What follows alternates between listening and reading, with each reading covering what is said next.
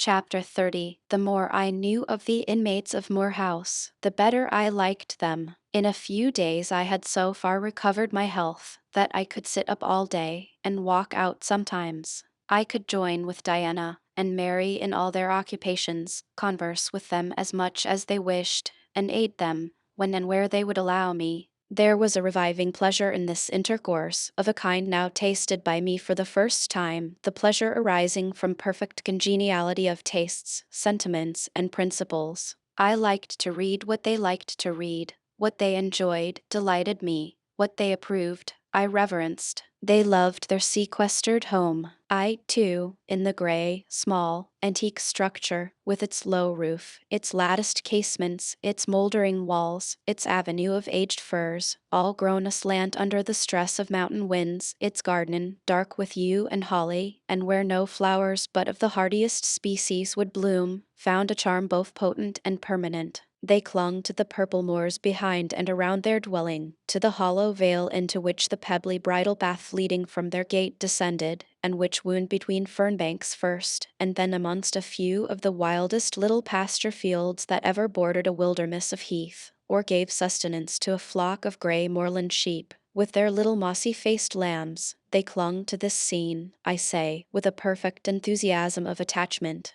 I could comprehend the feeling, and share both its strength and truth. I saw the fascination of the locality. I felt the consecration of its loneliness. My eye feasted on the outline of swell and sweep, on the wild coloring communicated to ridge and dell by moss, by heath bell, by flower-sprinkled turf, by brilliant bracken and mellow granite crag. These details were just to me what they were to them, so many pure and sweet sources of pleasure. The strong blast and the soft breeze, the rough and the halcyon day, the hours of sunrise and sunset, the moonlight and the clouded night, developed for me, in these regions, the same attraction as for them, wound round my faculties the same spell that entranced theirs. Indoors we agreed equally well. They were both more accomplished and better read than I was, but with eagerness I followed in the path of knowledge they had trodden before me. I devoured the books they lent me. Then it was full satisfaction to discuss with them in the evening what I had perused during the day. Thought fitted thought, opinion met opinion. We coincided, in short, perfectly. If in our trio there was a superior and a leader, it was Diana. Physically, she far excelled me. She was handsome. She was vigorous. In her animal spirits there was an affluence of life and certainty of flow, such as excited my wonder, while it baffled my comprehension. I could talk a while when the evening commenced, but the first gush of vivacity and fluency gone, I was fain to sit on a stool at Diana's feet, to rest my head on her knee, and listen alternately to her and Mary, while they sounded thoroughly the topic on which I had but touched. Diana offered to teach me German. I liked to learn of her. I saw the part of instructress pleased and suited her, that of scholar pleased and suited me no less. Our natures dovetailed. Mutual affection of the strongest kind was the result. They discovered I could draw. Their pencils and color boxes were immediately at my service. My skill, greater in this one point than theirs, surprised and charmed them. Mary would sit and watch me by the hour together. Then she would take lessons, and a docile, intelligent, assiduous pupil she made. Thus occupied and mutually entertained, days passed like hours and weeks like days. As to Mr. St. John, the intimacy, which had arisen so naturally and rapidly between me and his sisters, did not extend to him. One reason of the distance yet observed between us was that he was comparatively seldom at home. A large proportion of his time appeared devoted to visiting the sick and poor among the scattered population of his parish. No weather seemed to hinder him in these pastoral excursions. Rain or fair, he would, when his hours of morning study were over, take his hat and, followed by his father's old pointer, Carlo, go out on his mission of love or duty. I scarcely know in which light he regarded it. Sometimes, when the day was very unfavorable, his sisters would expostulate. He would then say, with a peculiar smile, more solemn than cheerful, "And if I let a gust of wind or a sprinkling of rain turn me aside from these easy tasks, what preparation would such sloth be for the future I propose to myself?" Diana and Mary's general answer to this question was a sigh and some minutes of apparently mournful meditation. But besides his frequent absences, there was another barrier to friendship with him. He seemed of a reserved and abstracted, an evening of a brooding nature. Zealous in his ministerial labors, blameless in his life and habits, he yet did not appear to enjoy that mental serenity, that inward content, which should be the reward of every sincere Christian and practical philanthropist. Often, of an evening, when he sat at the window, his desk and papers before him, he would cease reading or writing, rest his chin on his hand, and deliver himself up to I know not what course of thought. But that it was perturbed and exciting may be seen in the frequent flash and changeful dilation of his eye. I think, moreover, that nature was not to him that treasury of delight it was to his sisters. He expressed once, and but once in my hearing, a strong sense of the rugged charm of the hills, and an inborn affection for the dark roof and hoary walls he called his home, but there was more of gloom than pleasure in the tone and words in which the sentiment was manifested, and never did he seem to roam the moors for the sake of their soothing silence, never seek out or dwell upon the thousand peaceful delights they could yield. Incommunicative as he was, some time elapsed before I had an opportunity of gauging his mind. I first got an idea of its caliber when I heard him preach in his own church at Morton. I wish I could describe that sermon, but it is past my power. I cannot even render faithfully the effect it produced on me. It began calm, and truly, as far as delivery and pitch of voice went, it was calm to the end, and earnestly felt, yet strictly restrained zeal breathed soon in the distinct accents, and prompted the nervous language. This grew to force, compressed, condensed, controlled. The heart was thrilled, the mind astonished, by the power of the preacher. Neither were softened. Throughout there was a strange bitterness, an absence of consolatory gentleness. Stern allusions to Calvinistic doctrines, election, predestination, reprobation, were frequent, and each reference to these points sounded like a sentence pronounced for doom. When he had done, instead of feeling better, calmer, more enlightened by his discourse, I experienced an inexpressible sadness, for it seemed to me, I know not whether equally so to others, that the eloquence to which I had been listening had sprung from a depth where lay turbid dregs of disappointment, where moved troubling impulses of insatiate yearnings and disquieting aspirations. I was sure St. John Rivers, pure-lived, conscientious, zealous as he was, had not yet found that peace of God which pass all understanding. He had no more found it, I thought, than had I with my concealed and racking regrets for my broken idol and lost Elysium, regrets to which I have latterly avoided referring, but which possessed me and tyrannized over me ruthlessly. Meantime a month was gone. Diana and Mary were soon to leave Moor House, and return to the far different life and scene which awaited them, as governesses in a large, fashionable, south of England city, where each held a situation in families by whose wealthy and haughty members they were regarded only as humble dependents, and who neither knew nor sought out their innate excellences, and appreciated only their acquired accomplishments as they appreciated the skill of their cook or the taste of their waiting woman. Mr. St. John had said nothing to me yet about the employment he had promised to obtain for me, yet it became urgent that I should have a vocation of some kind. One morning, being left alone with him a few minutes in the parlor, I ventured to approach the window recess, which his table, chair, and desk consecrated as a kind of study, and I was going to speak, though not very well knowing in what words to frame my inquiry, for it is at all times difficult to break the ice of reserve glassing over such natures as his, when he saved me the trouble by being the first to commence a dialogue. Looking up as I drew near, "You have a question to ask of me," he said. "Yes, I wish to know whether you have heard of any service I can offer myself to undertake. I found or devised something for you 3 weeks ago, but as you seemed both useful and happy here, as my sisters had evidently become attached to you, and your society gave them unusual pleasure, I deemed it inexpedient to break in on your mutual comfort till their approaching departure from Marsh End should render yours necessary." "And they will go in 3 days now," I said. "Yes, and when they go, I shall return to the parsonage at Morton. Hannah will accompany me, and this old house will be shut up." I waited a few moments, expecting he would go on with the subject first broached, but he seemed to have entered another train of reflection. His look denoted abstraction from me and my business. I was obliged to recall him to a theme, which was of necessity one of close and anxious interest to me. "What is the employment you had in view, Mr. Rivers? I hope this delay will not have increased the difficulty of securing it." "Oh, no, since it is an employment which depends only on me to give, and you to accept." He again paused. There seemed a reluctance to continue. I grew impatient. A restless movement or two, and an eager and exacting glance fastened on his face, conveyed the feeling to him as effectually as words could have done, and with less trouble. "You need be in no hurry to hear," he said. "Let me frankly tell you, I have nothing eligible or profitable to suggest.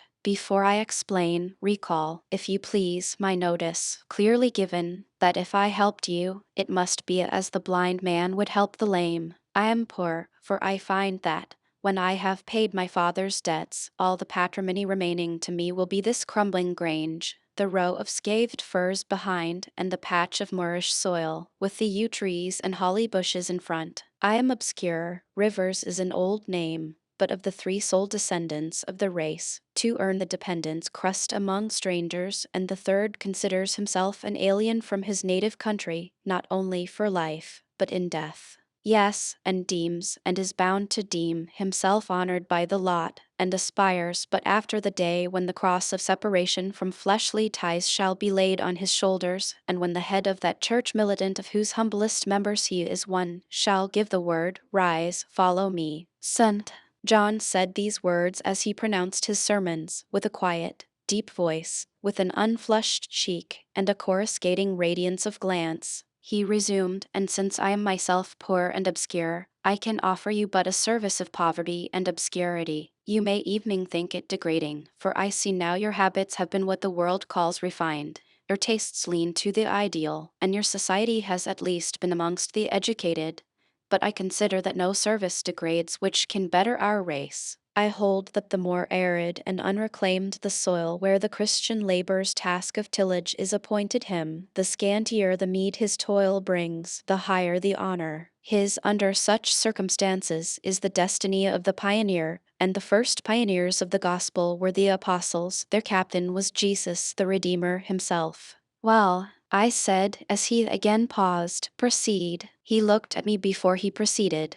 Truly, he seemed leisurely to read my face, as if its features and lines were characters on a page. The conclusions drawn from this scrutiny he partially expressed in his succeeding observations. "I believe you will accept the post I offer you," said he, "and hold it for a while, not permanently, though, any more than I could permanently keep the narrow and narrowing, the tranquil, hidden office of English country incumbent, for in your nature is an alloy as detrimental to repose as that in mine, though of a different kind." "Do explain," I urged, when he halted once more. "I will, and you shall hear how poor the proposal is, how trivial, how cramping. I shall not stay long at Morton, now that my father is dead and that I am my own master. I shall leave the place probably in the course of a 12-month, but while I do stay, I will exert myself to the utmost for its improvement. Morton, when I came to it 2 years ago, had no school. The children of the poor were excluded from every hope of progress.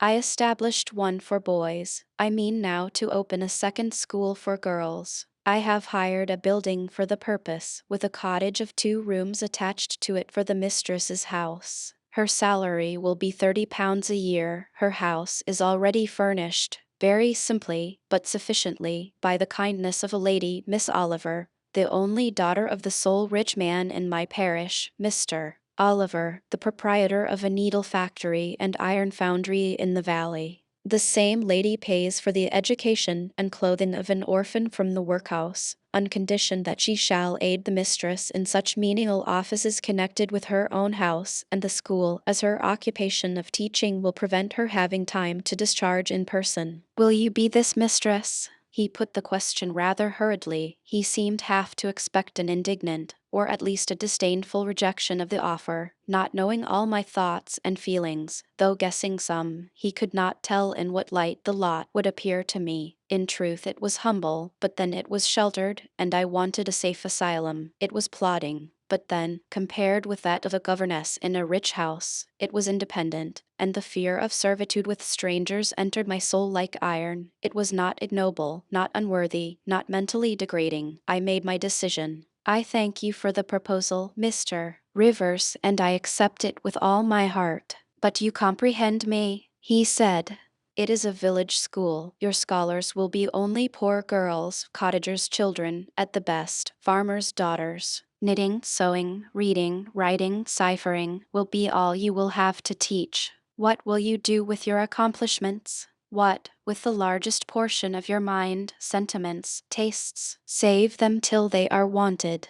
They will keep. You know what you undertake, then? I do. He now smiled, and not a bitter or a sad smile, but one well pleased and deeply gratified. And when will you commence the exercise of your function? I will go to my house tomorrow and open the school, if you like, next week. Very well, so be it. He rose and walked through the room. Standing still, he again looked at me. He shook his head. What do you disapprove of, Mr. Rivers? I asked. You will not stay at Morton long. No, no. Why? What is your reason for saying so? I read it in your eye. It is not of that description which promises the maintenance of an evening tenor in life. I am not ambitious. He started at the word ambitious. He repeated, no. What made you think of ambition? Who is ambitious? I know I am. But how did you find it out? I was speaking of myself.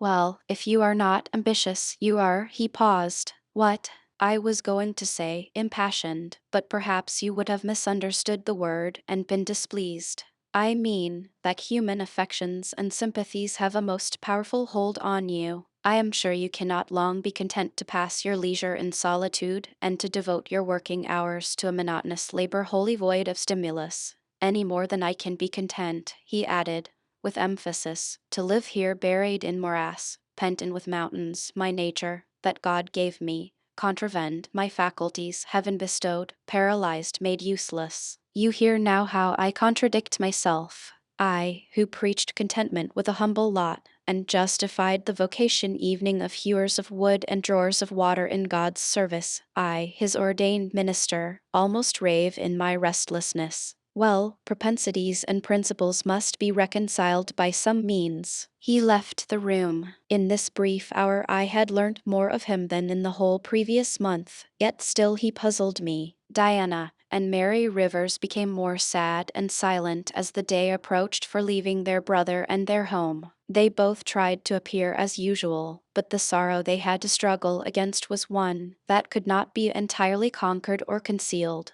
Diana intimated that this would be a different parting from any they had ever yet known. It would probably, as far as St. John was concerned, be a parting for years. It may be a parting for life. He will sacrifice all to his long-framed resolves, she said, natural affection and feelings more potent still. St. John looks quiet, Jane, but he hides a fever in his vitals. You would think him gentle, yet in some things he is inexorable as death, and the worst of it is my conscience will hardly permit me to dissuade him from his severe decision. Certainly, I cannot for a moment blame him for it. It is right, noble, Christian, yet it breaks my heart, and the tears gushed to her fine eyes. Mary bent her head low over her work. We are now without father. We shall soon be without home and brother, she murmured. At that moment a little accident supervened, which seemed decreed by fate purposely to prove the truth of the adage that misfortunes never come singly, and to add to their distresses the vexing one of the slip between the cup and the lip. St. John passed the window reading a letter. He entered. Our Uncle John is dead, said he. Both the sisters seemed struck, not shocked or appalled. The tidings appeared in their eyes rather momentous than afflicting. Dead, repeated Diana. Yes. She riveted a searching gaze on her brother's face. "And what then?" she demanded in a low voice. "What then? Die?" he replied, maintaining a marble immobility of feature. "What then? Why, nothing. Read." He threw the letter into her lap. She glanced over it and handed it to Mary. Mary perused it in silence and returned it to her brother. All three looked at each other, and all three smiled, a dreary, pensive smile enough. "Amen. We can yet live," said Diana at last. "At any rate, it makes us no worse off than we were before," remarked Mary. "Only it forces rather strongly on the mind the picture of what may have been," said Mr. Rivers, "and contrasts it somewhat too vividly with what is." He folded the letter, locked it in his desk, and again went out. For some minutes no one spoke. Diana then turned to me. "Jane, you will wonder at us and our mysteries," she said, "and think us hard-hearted beings not to be more moved at the death of so near a relation as an uncle. But we have never seen him or known him. He was my mother's brother. My father and he quarreled long ago. It was by his advice that my father risked most of his property in the speculation that ruined him. Mutual recrimination passed between them. They parted in anger and were never reconciled. My uncle engaged afterwards in more prosperous undertakings. It appears he realized a fortune of £20,000. He was never married, and had no near kindred but ourselves and one other person, not more closely related than we. My father always cherished the idea that he would atone for his error by leaving his possessions to us. That letter informs us that he has bequeathed every penny to the other relation, with the exception of 30 guineas, to be divided between St. John, Diana, and Mary Rivers for the purchase of 3 mourning rings. He had a right, of course, to do as he pleased, and yet a momentary damp is cast on the spirits by the receipt of such news. Mary and I would have esteemed ourselves rich with £1,000 each, and to St. John such a sum would have been valuable for the good it would have enabled him to do. This explanation given, the subject was dropped, and no further reference made to it by either Mr. Rivers or his sisters. The next day I left Marsh End for Morton. The day after, Diana and Mary quitted it for distant B. In a week, Mr. Chapter Roman 31. My home, then, when I at last find a home, is a cottage, a little room with whitewashed walls and a sanded floor, containing 4 painted chairs and a table, a clock, a cupboard, with 2 or 3 plates and dishes, and a set of tea things in delf. Above, a chamber of the same dimensions as the kitchen, with a deal bedstead and chest of drawers, small, yet too large to be filled with my scanty wardrobe, though the kindness of my gentle and generous friends has increased that, by a modest stock of such things as are necessary. It is evening. I have dismissed, with the fee of an orange, the little orphan who serves me as a handmaid. I am sitting alone on the hearth. This morning, the village school opened. I had 20 scholars, but 3 of the number can read, none write or cipher. Several knit, and a few sew a little. They speak with the broadest accent of the district. At present, they and I have a difficulty in understanding each other's language. Some of them are unmannered, rough, intractable, as well as ignorant, but others are docile, have a wish to learn, and evince a disposition that pleases me. I must not forget that these coarsely clad little peasants are of flesh and blood as good as the scions of gentlest genealogy, and that the germs of native excellence, refinement, intelligence, kind feeling, are as likely to exist in their hearts as in those of the best born. My duty will be to develop these germs. Surely I shall find some happiness in discharging that office. Much enjoyment I do not expect in the life opening before me. Yet it will, doubtless, if I regulate my mind and exert my powers as I ought, yield meat enough to live on from day to day. Was I very gleeful, settled, content, during the hours I passed in over their bare, humble schoolroom this morning and afternoon? Not to deceive myself, I must reply, no. I felt desolate to a degree. I felt, yes, idiot that I am, I felt degraded. I doubted I had taken a step which sank instead of raising me in the scale of social existence. I was weakly dismayed at the ignorance, the poverty, the coarseness of all I heard and saw round me, but let me not hate and despise myself too much for these feelings. I know them to be wrong, that is a great step gained. I shall strive to overcome them. To the morrow, I trust, I shall get the better of them partially, and in a few weeks, perhaps, they will be quite subdued. In a few months, it is possible, the happiness of seeing progress and a change for the better in my scholars may substitute gratification for disgust. Meantime, let me ask myself one question: which is better, to have surrendered to temptation, listened to passion, made no painful effort, no struggle, but to have sunk down in the silken snare, fallen asleep on the flowers covering it, wakened in a southern clime, amongst the luxuries of a pleasure villa, to have been now living in France, Mr. Rochester's mistress, delirious with his love half my time, for he would, oh, yes, he would have loved me well for a while. He did love me. No one will ever love me so again. I shall never more know the sweet homage given to beauty, youth, and grace, for never to any one else shall I seem to possess these charms. He was fond and proud of me. It is what no man besides will ever be. But where am I wandering, and what am I saying, and above all, feeling? Whether is it better, I ask, to be a slave in a fool's paradise at Marseilles, fevered with delusive bliss one hour, suffocating with the bitterest tears of remorse and shame the next, or to be a village schoolmistress, free and honest, in a breezy mountain nook in the healthy heart of England? Yes, I feel now that I was right when I adhered to principle and law, and scorned and crushed the insane promptings of a frenzied moment. God directed me to a correct choice. I thank His providence for the guidance. Having brought my eventide musings to this point, I rose, went to my door, and looked at the sunset of the harvest day, and at the quiet fields before my cottage, which, with the school, was distant half a mile from the village. The birds were singing their last strains, the air was mild, the dew was balm. While I looked, I thought myself happy, and was surprised to find myself before long weeping. And why? For the doom which had reft me from adhesion to my master, for him I was no more to see, for the desperate grief and fatal fury, consequences of my departure, which may now, perhaps, be dragging him from the path of right, too far to leave hope of ultimate restoration there. At this thought, I turned my face aside from the lovely sky of Eve and lonely vale of Morton. I say lonely, for in that bend of it visible to me there was no building apparent save the church and the parsonage, half-hidden trees, and, quite at the extremity, the roof of Vale Hall, where the rich Mr. Oliver and his daughter lived. I hid my eyes, and leant my head against the stone frame of my door, but soon a slight noise near the wicket, which shut in my tiny garden from the meadow beyond it, made me look up. A dog, old Carlo, Mr. Rivers' pointer, as I saw in a moment, was pushing the gate with his nose and scent.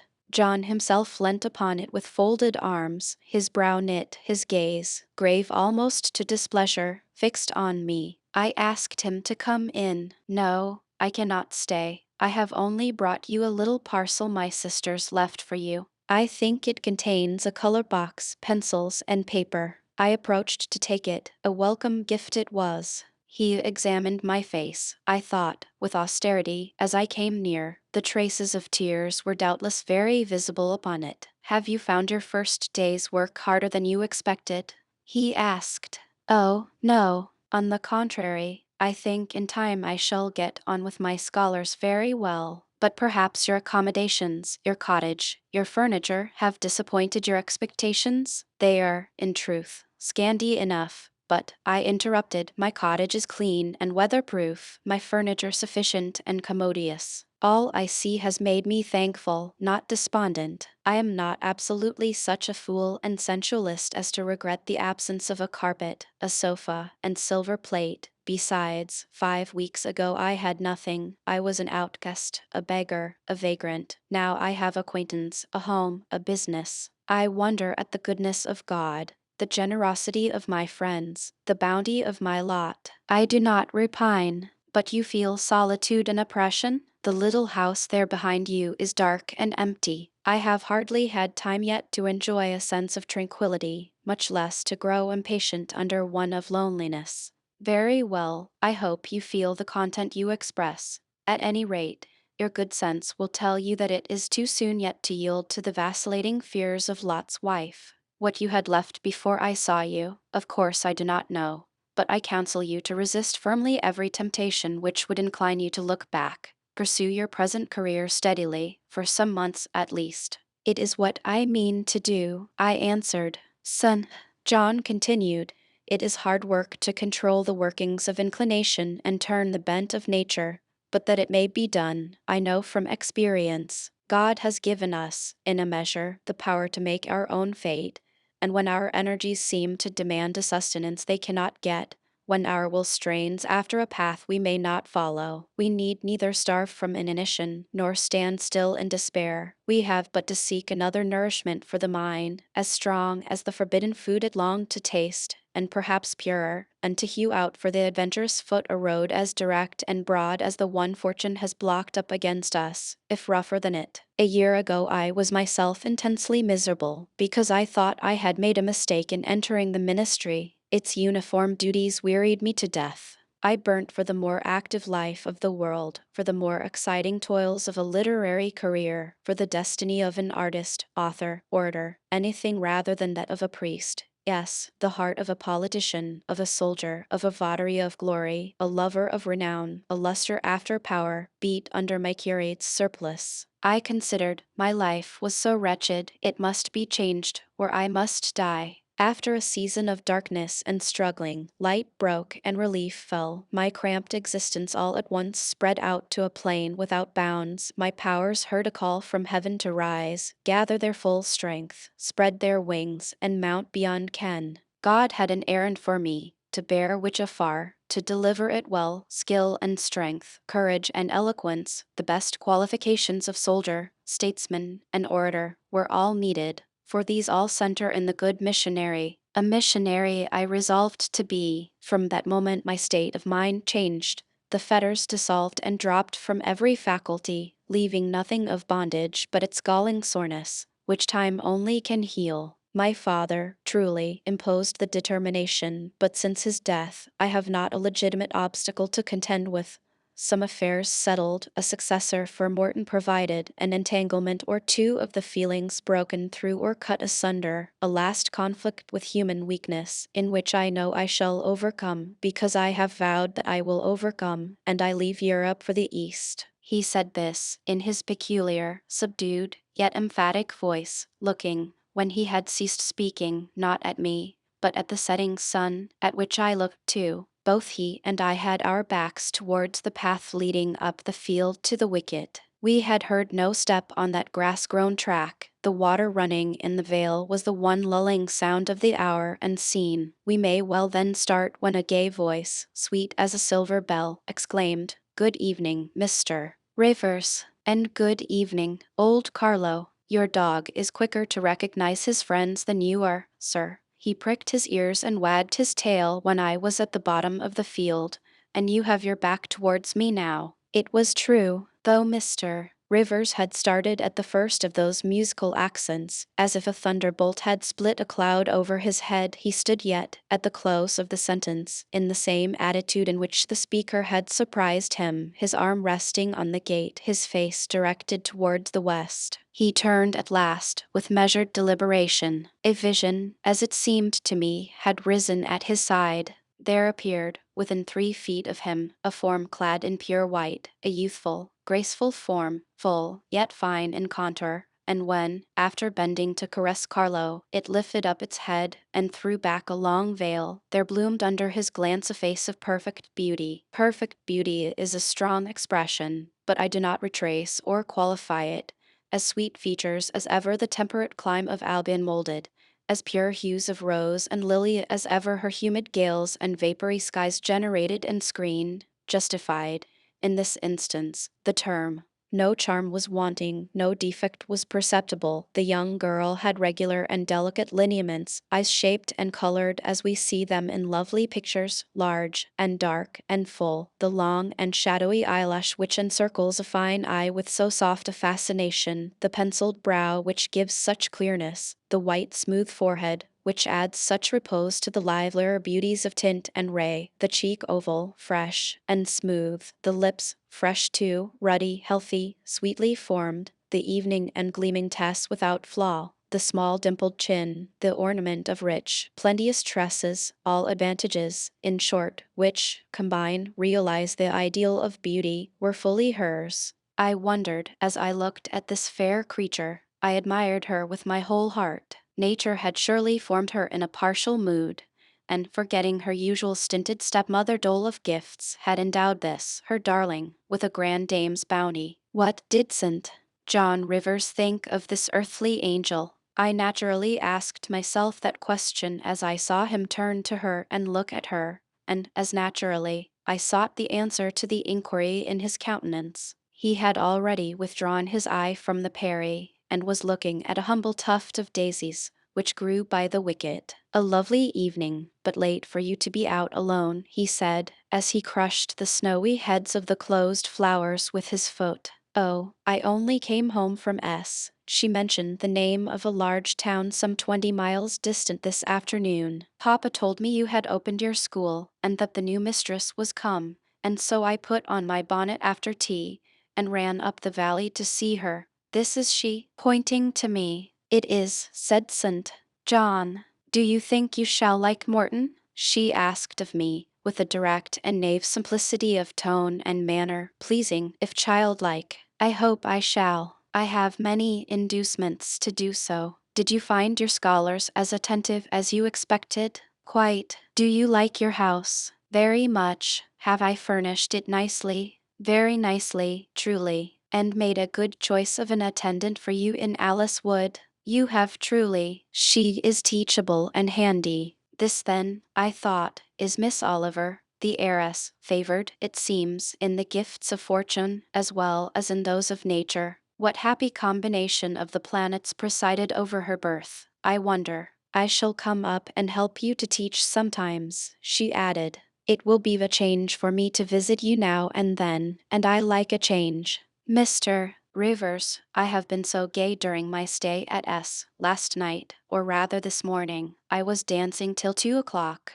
The th regiment are stationed there since the riots, and the officers are the most agreeable men in the world. They put all our young knife grinders and scissor merchants to shame." It seemed to me that Mr. St. John's under lip protruded, and his upper lip curled a moment. His mouth certainly looked a good deal compressed, and the lower part of his face unusually stern and square. As the laughing girl gave him this information, he lifted his gaze, too, from the daisies and turned it on her. An unsmiling, a searching, a meaning gaze it was. She answered it with a second laugh, and laughter well became her youth, her roses, her dimples, her bright eyes. As he stood, mute and grave, she again fell to caressing Carlo. "Poor Carlo loves me," said she. "He is not stern and distant to his friends, and if he could speak, he would not be silent." As she patted the dog's head, bending with native grace before his young and austere master,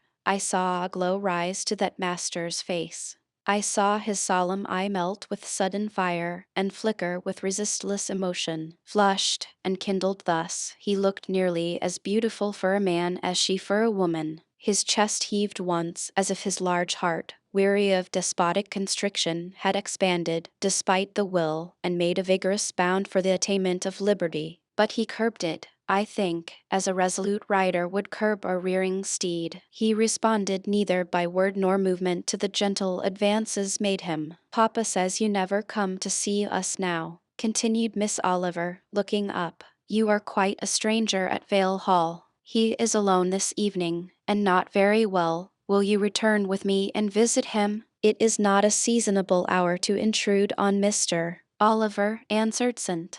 John. "Not a seasonable hour, but I declare it is. It is just the hour when Papa most wants company, when the works are closed and he has no business to occupy him. Now, Mr. Rivers, do come. Why are you so very shy, and so very somber?" She filled up the hiatus his silence left by a reply of her own. "I forgot," she exclaimed, shaking her beautiful curled head, as if shocked at herself. "I am so giddy and thoughtless. Do excuse me. It had slipped my memory that you have good reasons to be indisposed for joining in my chatter. Diana and Mary have left you, and Moor House is shut up, and you are so lonely. I am sure I pity you. Do come and see Papa. Not tonight, Miss Rosamond, not tonight. Mr. Sunt. John spoke almost like an automaton. Himself only knew the effort it cost him thus to refuse. Well, if you are so obstinate, I will leave you, for I dare not stay any longer. The dew begins to fall. Good evening. She held out her hand. He just touched it. Good evening, he repeated, in a voice low and hollow as an echo. She turned, but in a moment returned. Are you well? She asked. Well may she put the question. His face was blanched as her gown. Quite well, he enunciated, and with a bow he left the gate. She went one way, he another. She turned twice to gaze after him as she tripped fairy-like down the field. He, as he strode firmly across, never turned at all. This spectacle of another's suffering and sacrifice wrapped my thoughts from exclusive meditation on my own.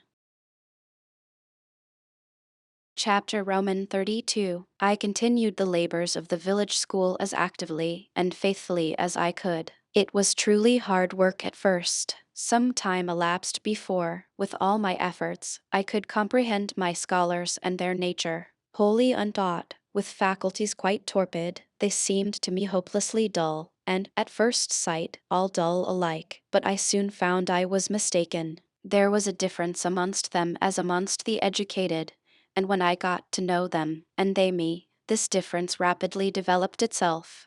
Their amazement at me, my language, my rules, and ways, once subsided, I found some of these heavy-looking, gaping rustics wake up into sharp-witted girls enough. Many showed themselves obliging, and amiable too, and I discovered amongst them not a few examples of natural politeness and innate self-respect, as well as of excellent capacity, that won both my goodwill and my admiration. These soon took a pleasure in doing their work well, in keeping their persons neat, in learning their tasks regularly, in acquiring quiet and orderly manners. The rapidity of their progress, in some instances, was even surprising, and an honest and happy pride I took in it. Besides, I began personally to like some of the best girls, and they liked me. I had amongst my scholars several farmers' daughters, young women grown, almost. These could already read, write, and sew, and to them I taught the elements of grammar, geography, history, and the finer kinds of needlework. I found estimable characters amongst them, characters desirous of information and disposed for improvement, with whom I passed many a pleasant evening hour in their own homes. Their parents, then the farmer and his wife, loaded me with attentions. There was an enjoyment in accepting their simple kindness, and in repaying it by a consideration, a scrupulous regard to their feelings, to which they were not, perhaps, at all times accustomed, and which both charmed and benefited them, because, while it elevated them in their own eyes, it made them emulous to merit the deferential treatment they received. I felt I became a favorite in the neighborhood. Whenever I went out, I heard on all sides cordial salutations, and was welcomed with friendly smiles. To live amidst general regard, though it be but the regard of working people, is like sitting in sunshine, calm and sweet, serene inward feelings bud and bloom under the ray. At this period of my life, my heart far oftener swelled with thankfulness than sank with dejection, and yet, reader, to tell you all, in the amid of this calm, this useful existence, after a day passed in honorable exertion amongst my scholars, an evening spent in drawing or reading contentedly alone, I used to rush into strange dreams at night, dreams many-colored, agitated, full of the ideal, the stirring, the stormy, dreams where, amidst unusual scenes, charged with adventure, with agitating risk and romantic chance, I still again and again met Mr. Rochester, always at some exciting crisis, and then the sense of being in his arms, hearing his voice, meeting his eye, touching his hand and cheek, loving him, being loved by him, the hope of passing a lifetime at his side, would be renewed, with all its first force and fire. Then I awoke. Then I recalled where I was and how situated. Then I rose up on my curtainless bed, trembling and quivering, and then the still, dark night witnessed the convulsion of despair and heard the burst of passion. By 9 o'clock the next morning I was punctually opening the school, tranquil, settled, prepared for the steady duties of the day. Rosamond Oliver kept her word in coming to visit me. Her call at the school was generally made in the course of her morning ride. She would canter up to the door on her pony, followed by a mounted livery servant, anything more exquisite than her appearance, in her purple habit, with her Amazon's cap of black velvet placed gracefully above the long curls that kissed her cheek and floated to her shoulders, can scarcely be imagined, and it was thus she would enter the rustic building, and glide through the dazzled ranks of the village children. She generally came at the hour when Mr. Rivers was engaged in giving his daily catechizing lesson. Keenly, I fear, did the eye of the visitress pierce the young pastor's heart. A sort of instinct seemed to warn him of her entrance, evening when he did not see it, and when he was looking quite away from the door, if she appeared at it, his cheek would glow, and his marble-seeming features, though they refused to relax, changed indescribably, and in their very quiescence became expressive of a repressed fervor, stronger than working muscle or darting glance could indicate. Of course, she knew her power, truly, he did not, because he could not, conceal it from her, in spite of his Christian stoicism.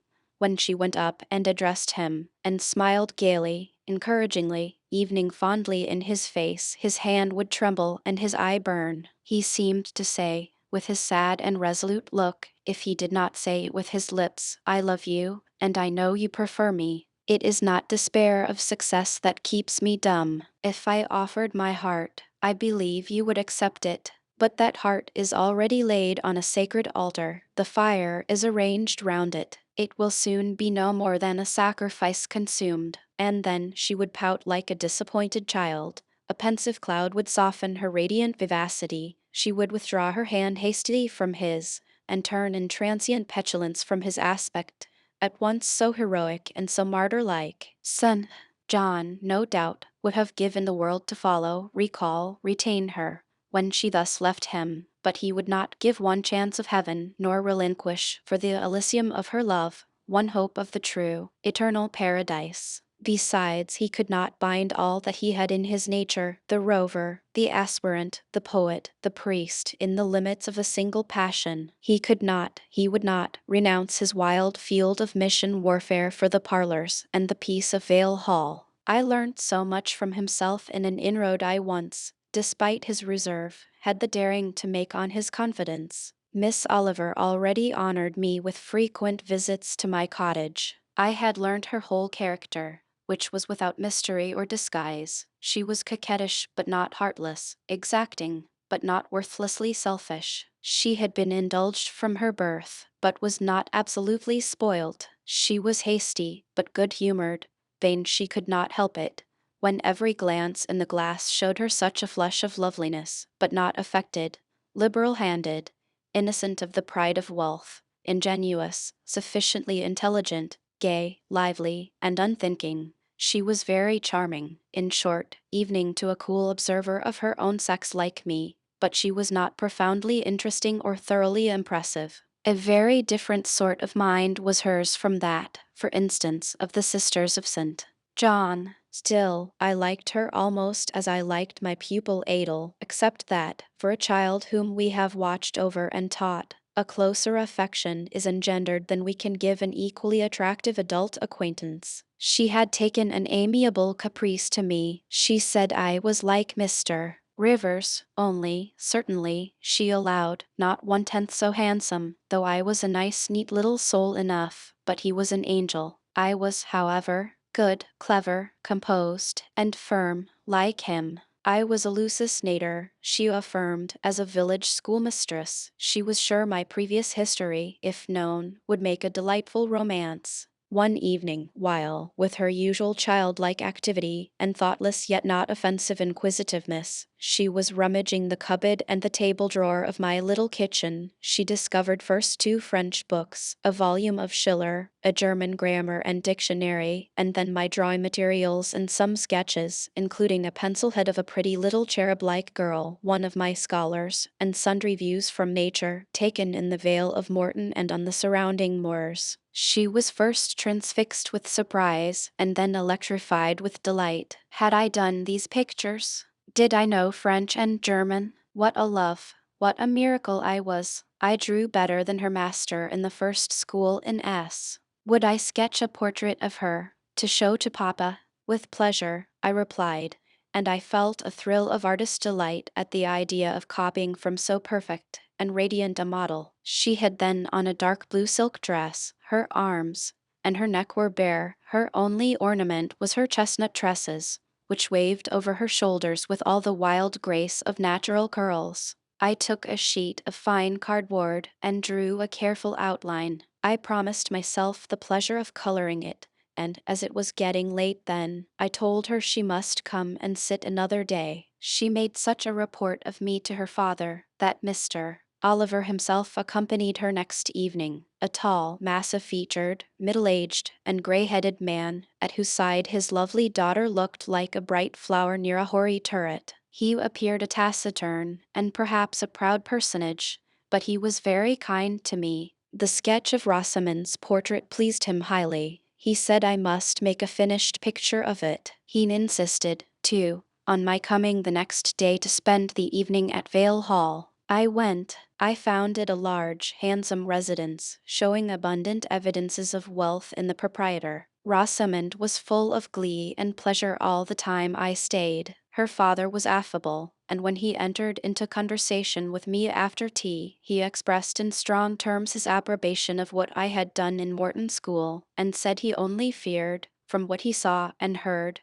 I was too good for the place, and would soon quit it for one more suitable. Truly, cried Rosamond, she is clever enough to be a governess in a high family, Papa. I thought I would far rather be where I am than in any high family in the land. Mr. Oliver spoke of Mr. Rivers of the Rivers family with great respect. He said it was a very old name in that neighborhood, that the ancestors of the house were wealthy, that all Morton had once belonged to them. That evening now he considered the representative of that house may, if he liked, make an alliance with the best. He accounted it a pity that so fine and talented a young man should have formed the design of going out as a missionary. It was quite throwing a valuable life away. It appeared, then, that her father would throw no obstacle in the way of Rosamond's union with St. John. Mr. Oliver evidently regarded the young clergyman's good birth, old name, and sacred profession as sufficient compensation for the want of fortune. It was the 5th of November and a holiday.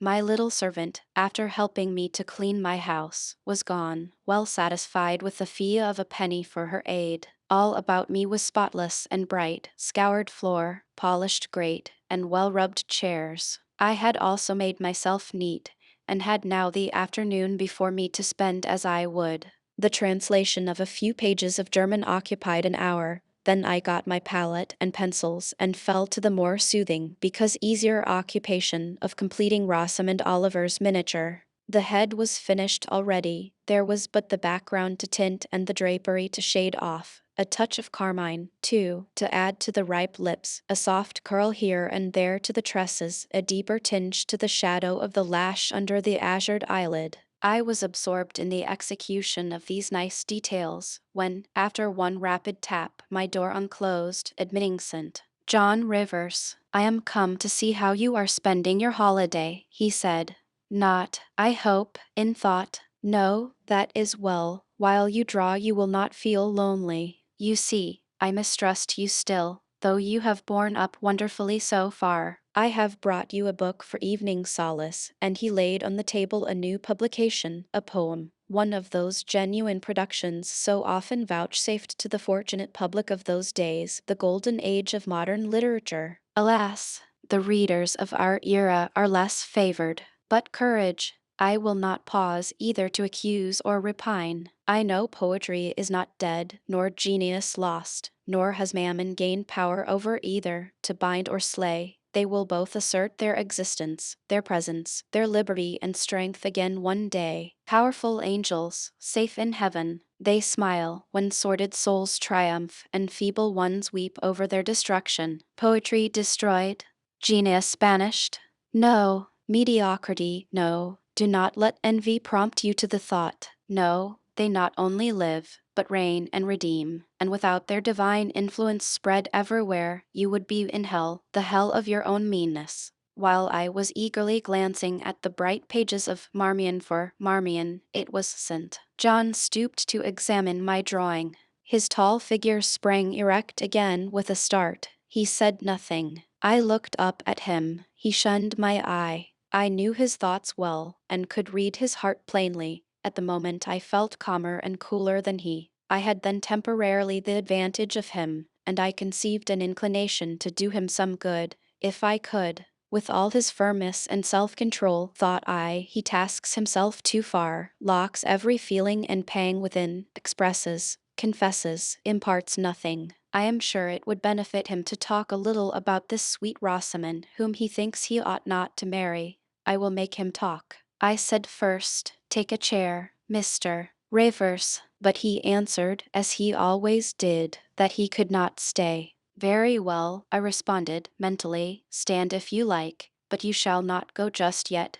I am determined. Solitude is at least as bad for you as it is for me. I'll try if I cannot discover the secret spring of your confidence, and find an aperture in that marble breast through which I can shed one drop of the balm of sympathy. Is this portrait like? I asked bluntly. Like whom? I did not observe it closely. You did, Mr. Rivers. He almost started at my sudden and strange abruptness. He looked at me astonished. Oh, that is nothing yet, I muttered within. I don't mean to be baffled by a little stiffness on your part. I'm prepared to go to considerable lengths. I continued, you observed it closely and distinctly, but I have no objection to your looking at it again. And I rose and placed it in his hand. A well-executed picture, he said. Very soft, clear coloring, very graceful and correct drawing. Yes, I know all that. But what of the resemblance?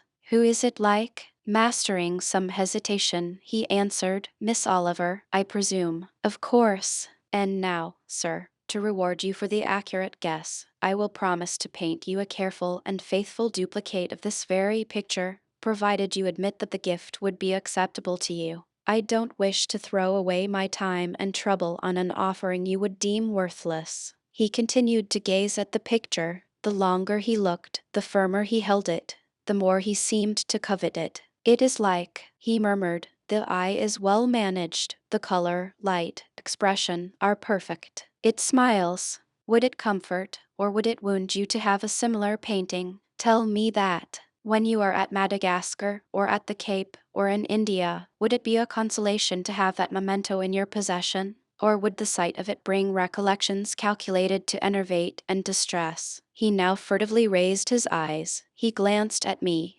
irresolute, disturbed. He again surveyed the picture. That I should like to have it is certain. Whether it would be judicious or wise is another question, since I had ascertained that Rosamond really preferred him, and that her father was not likely to oppose the match. I, less exalted in my views than St. John, had been strongly disposed in my own heart to advocate their union. It seemed to me that, should he become the possessor of Mr. Oliver's large fortune, he may do as much good with it as if he went and laid his genius out to wither, and his strength to waste, under a tropical sun. With this persuasion I now answered, as far as I can see, it would be wiser and more judicious if you were to take to yourself the original at once. By this time he had sat down. He had laid the picture on the table before him, and with his brow supported on both hands, hung fondly over it. I discerned he was now neither angry nor shocked at my audacity. I saw evening. That to be thus frankly addressed on a subject he had deemed unapproachable, to hear it thus freely handled, was beginning to be felt by him as a new pleasure, an unhoped for relief. Reserved people often really need the frank discussion of their sentiments and griefs more than the expansive. The sternest seeming stoic is human after all, and to burst with boldness and goodwill into the silent sea of their souls is often to confer on them the first of obligations. She likes you, I am sure, said I, as I stood behind his chair, and her father respects you. Moreover, she is a sweet girl, rather thoughtless, but you would have sufficient thought for both yourself and her. You ought to marry her. Does she like me? He asked. Certainly, better than she likes any one else. She talks of you continually. There is no subject she enjoys so much or touches upon so often. It is very pleasant to hear this, he said, very. Go on for another quarter of an hour. And he actually took out his watch and laid it upon the table to measure the time. But where is the use of going on? I asked, when you are probably preparing some iron blow of contradiction or forging a fresh chain to fetter your heart.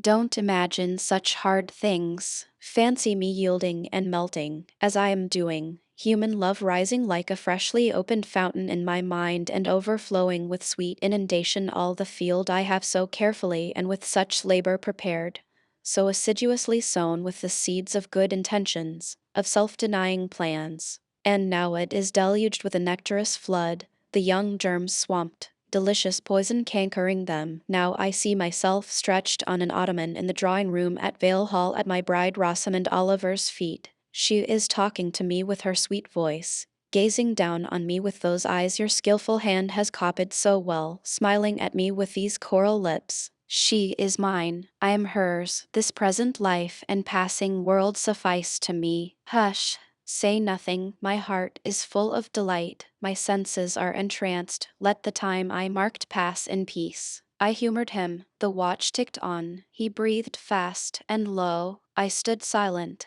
Amidst this hush the quartet sped, he replaced the watch, laid the picture down, rose, and stood on the hearth.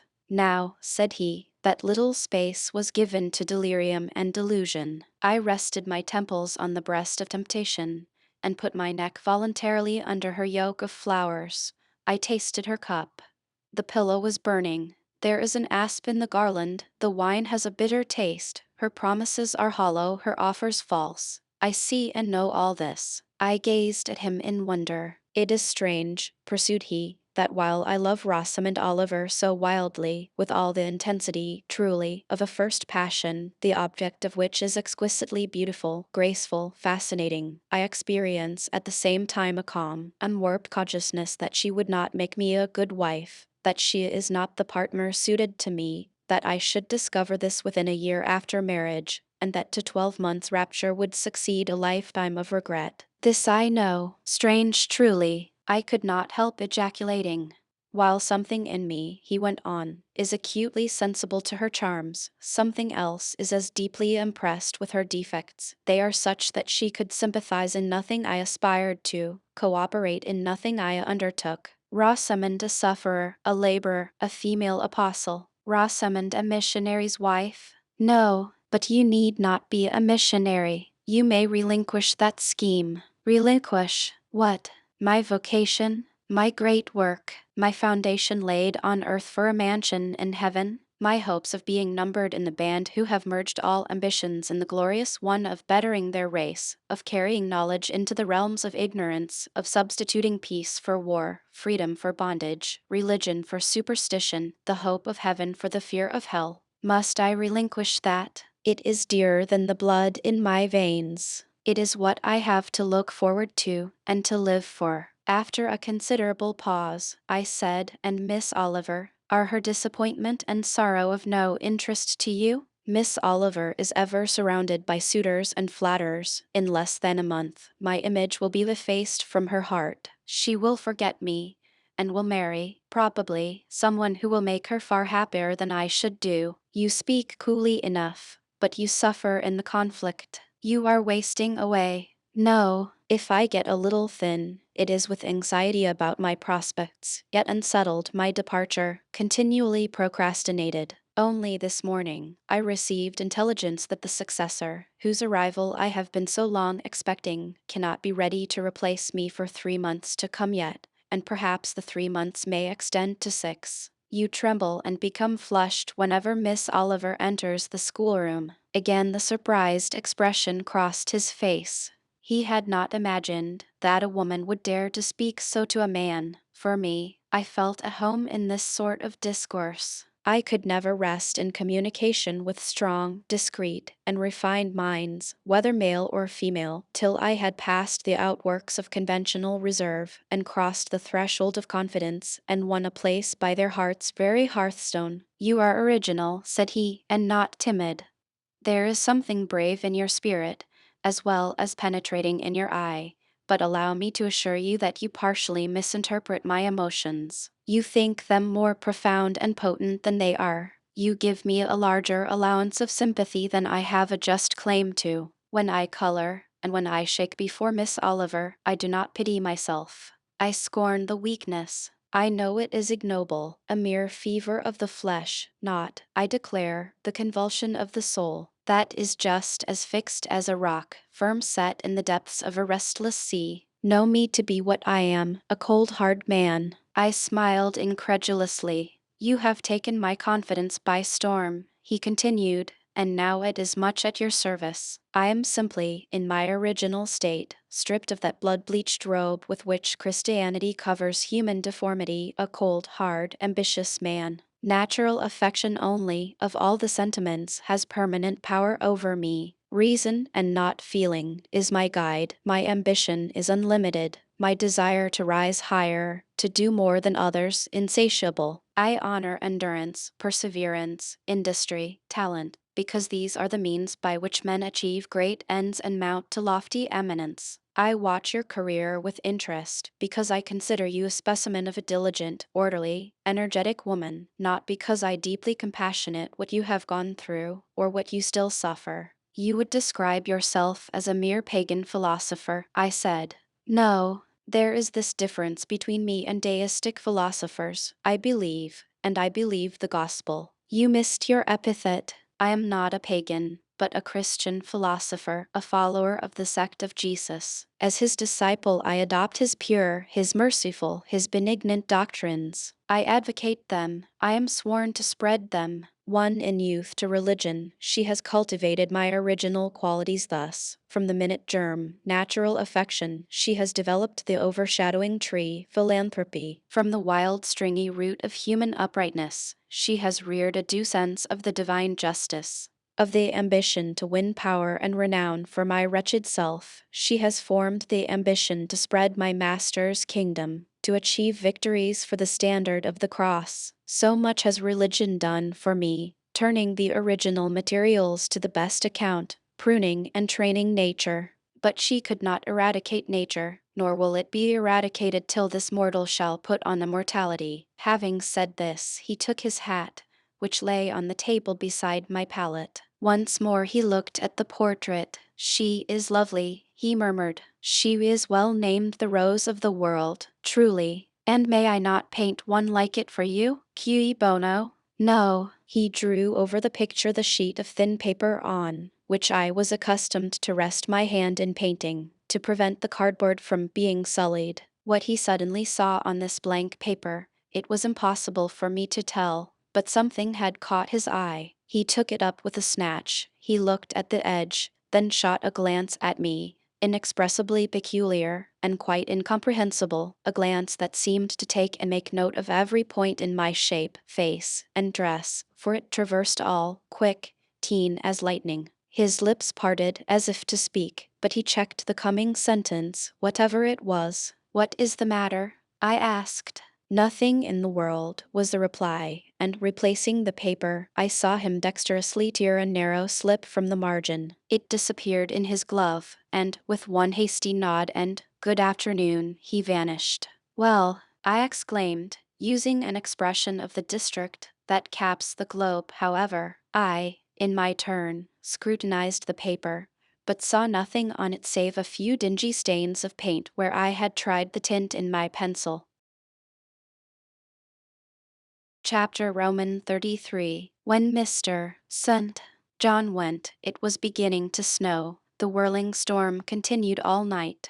The next day a keen wind brought fresh and blinding falls. By twilight the valley was drifted up and almost impassable. I had closed my shutter, laid a mat to the door to prevent the snow from blowing in under it, trimmed my fire, and after sitting nearly an hour on the hearth listening to the muffled fury of the tempest, I lit a candle, took down Marmion, and beginning, day set on Noram's castled steep, and Tweed's fair river broad and deep, and Cheviot's mountains lone, the massive towers, the donjon keep, the flanking walls that round them sweep, in yellow lustre shone. I soon forgot storm in music. I heard a noise. The wind, I thought, shook the door. No, it wasn't. John Rivers, who, lifting the latch, came in out of the frozen hurricane, the howling darkness, and stood before me, the cloak that covered his tall figure all white as a glacier. I was almost in consternation, so little had I expected any guest from the blocked-up vale that night. "Any ill news?" I demanded. "Has anything happened?" "No." "How very easily alarmed you are," he answered, removing his cloak and hanging it up against the door, towards which he again coolly pushed the mat which his entrance had deranged. He stamped the snow from his boots. "I shall sully the purity of your floor," said he, "but you must excuse me for once." Then he approached the fire. "I have had hard work to get here, I assure you," he observed, as he warmed his hands over the flame. "One drift took me up to the waist. Happily the snow is quite soft yet. But why are you come?" I could not forbear saying, rather an inhospitable question to put to a visitor, but since you ask it, I answer simply to have a little talk with you. I got tired of my mute books and empty rooms. Besides, since yesterday I have experienced the excitement of a person to whom a tale has been half told, and who is impatient to hear the sequel. He sat down. I recalled his singular conduct of yesterday, and really I began to fear his wits were touched. If he were insane, however, his was a very cool and collected insanity. I had never seen that handsome-featured face of his look more like chiseled marble than it did just now, as he put aside his snow-wet hair from his forehead and let the firelight shine free on his pale brow and cheek as pale, where it grieved me to discover the hollow trace of care or sorrow now so plainly graved. I waited, expecting he would say something I could at least comprehend, but his hand was now at his chin, his finger on his lip. He was thinking. It struck me that his hand looked wasted like his face. A perhaps uncalled for gush of pity came over my heart. I was moved to say, "I wish Diana or Mary would come and live with you. It is too bad that you should be quite alone, and you are recklessly rash about your own health."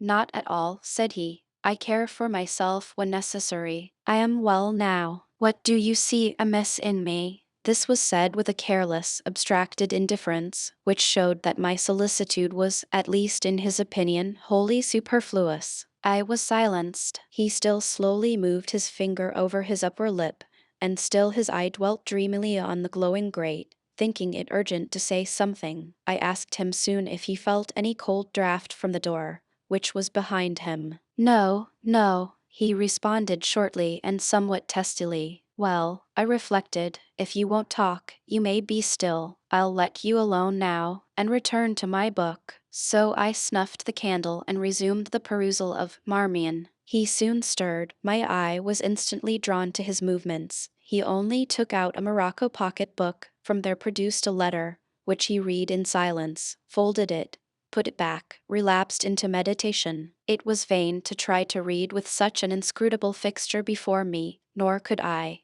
in impatience, consent to be dumb. He may rebuff me if he liked, but talk I would. "Have you heard from Diana and Mary lately?" "Not since the letter I showed you a week ago." "There has not been any change made about your own arrangements? You will not be summoned to leave England sooner than you expected?"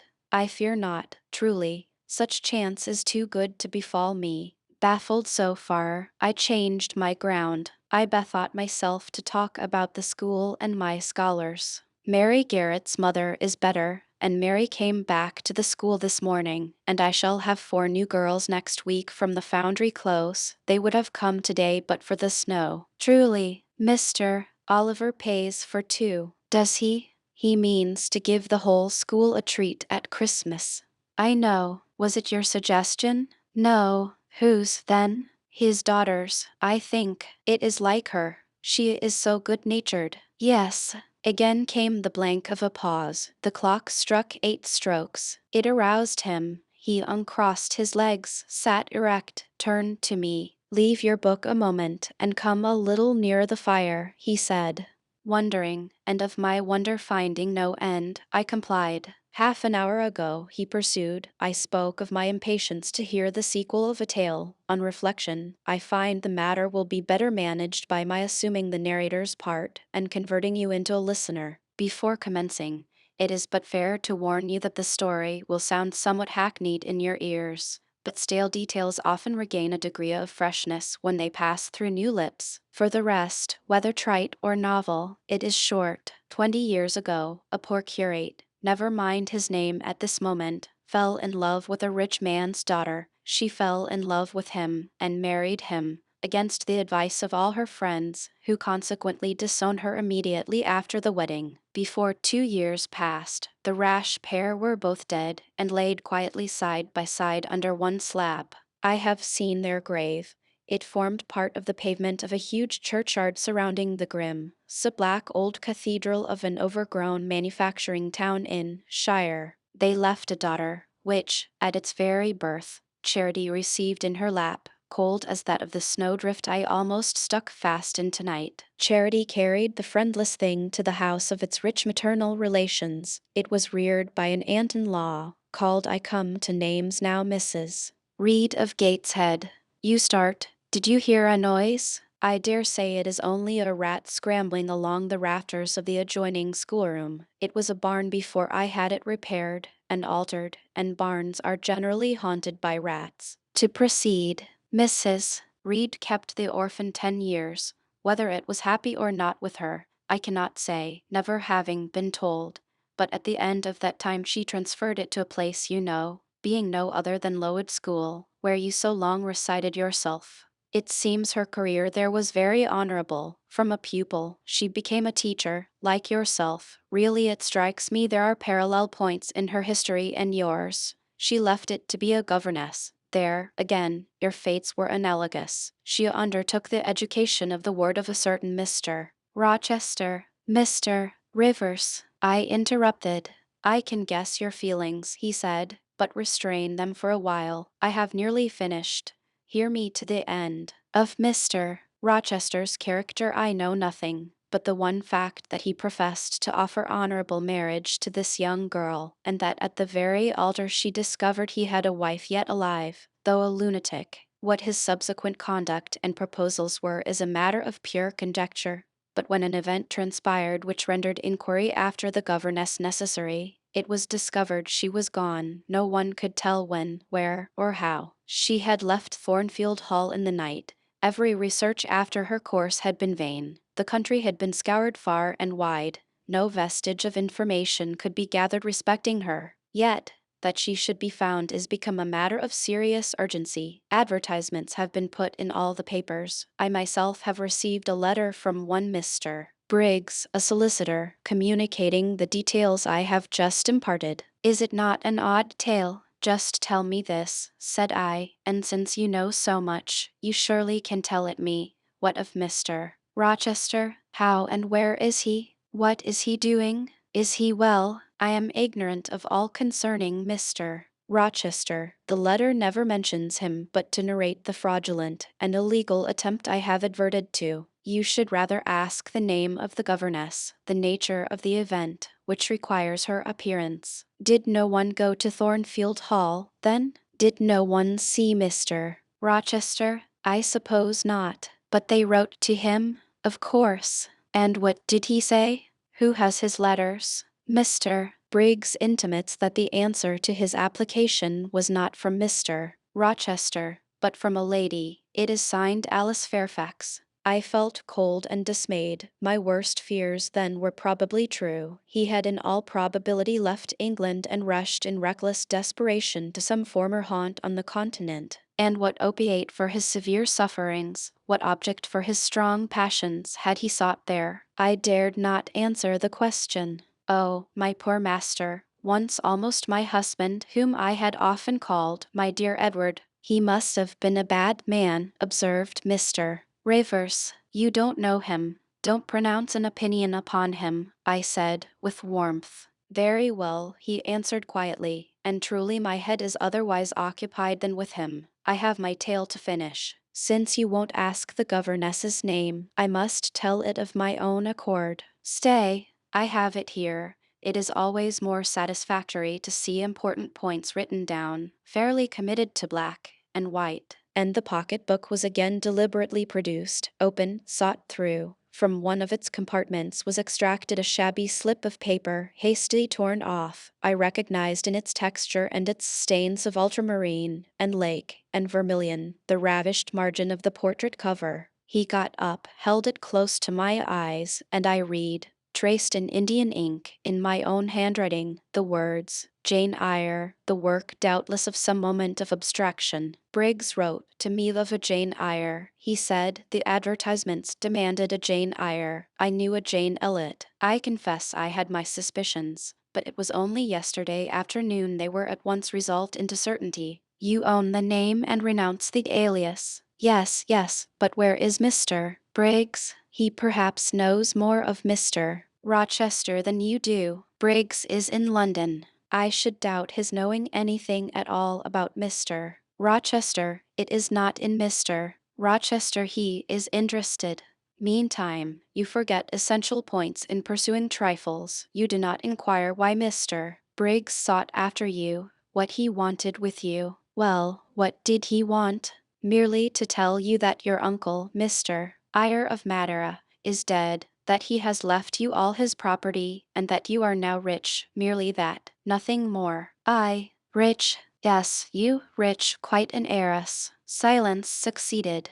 You must prove your identity, of course, resumed St. John soon, a step which will offer no difficulties. You can then enter on immediate possession. Your fortune is vested in the English funds. Briggs has the will and the necessary documents. Here was a new card turned up. It is a fine thing, reader, to be lifted in a moment from indigence to wealth. A very fine thing, but not a matter one can comprehend or consequently enjoy all at once. And then there are other chances in life far more thrilling and rapture-giving. This is solid, an affair of the actual world, nothing ideal about it. All its associations are solid and sober, and its manifestations are the same. One does not jump and spring and shout hurrah at hearing one has got a fortune. One begins to consider responsibilities and to ponder business. On a base of steady satisfaction rise certain grave cares, and we contain ourselves and brood over our bliss with a solemn brow. Besides, the words legacy, bequest, go side by side with the words death, funeral. My uncle I had heard was dead, my only relative.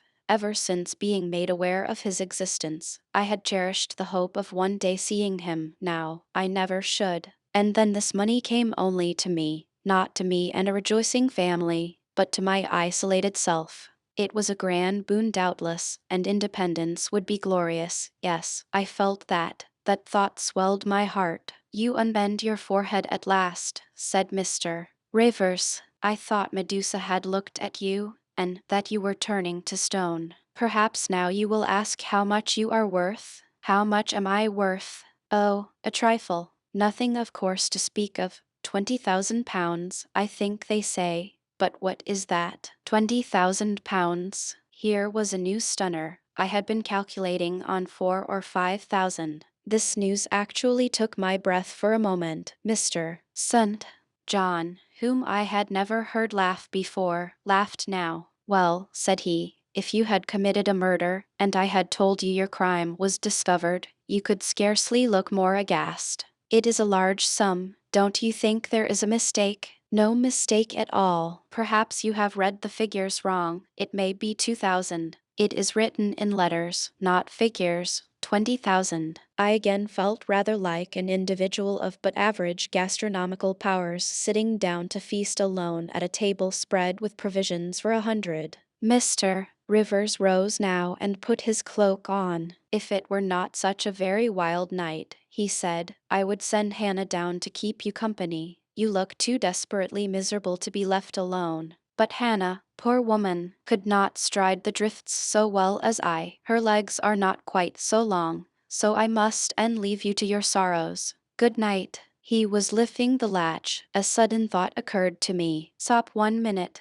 I cried. "Well, it puzzles me to know why Mr. Briggs wrote to you about me, or how he knew you, or could fancy that you, living in such an out-of-the-way place, had the power to aid in my discovery." "Oh, I am a clergyman," he said, "and the clergy are often appealed to about odd matters." Again the latch rattled. "No, that does not satisfy me," I exclaimed, and truly there was something in the hasty and unexplanatory reply which, instead of allaying, piqued my curiosity more than ever. "It is a very strange piece of business," I added.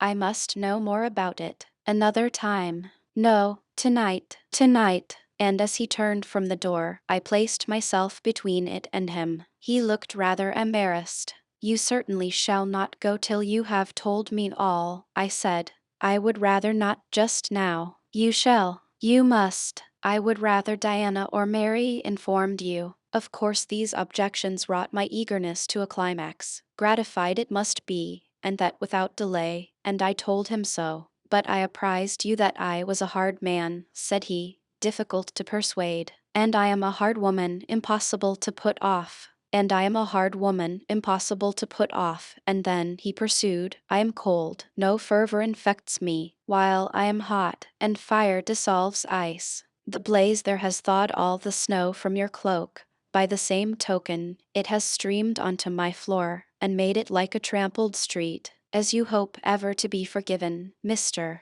Rivers, the high crime and misdemeanor of spoiling the sanded kitchen, tell me what I wish to know." "Well, then," he said, "I yield, if not to your earnestness, to your perseverance, as stone is worn by continual dropping. Besides, you must know some day, as well now as later. Your name is Jane Eyre?" "Of course, that was all settled before. You are not, perhaps, aware that I am your namesake, that I was christened St. John Eyre Rivers?" "No, truly. I remember now seeing the letter E comprised in your initials written in books you have at different times lent me, but I never asked for what name it stood."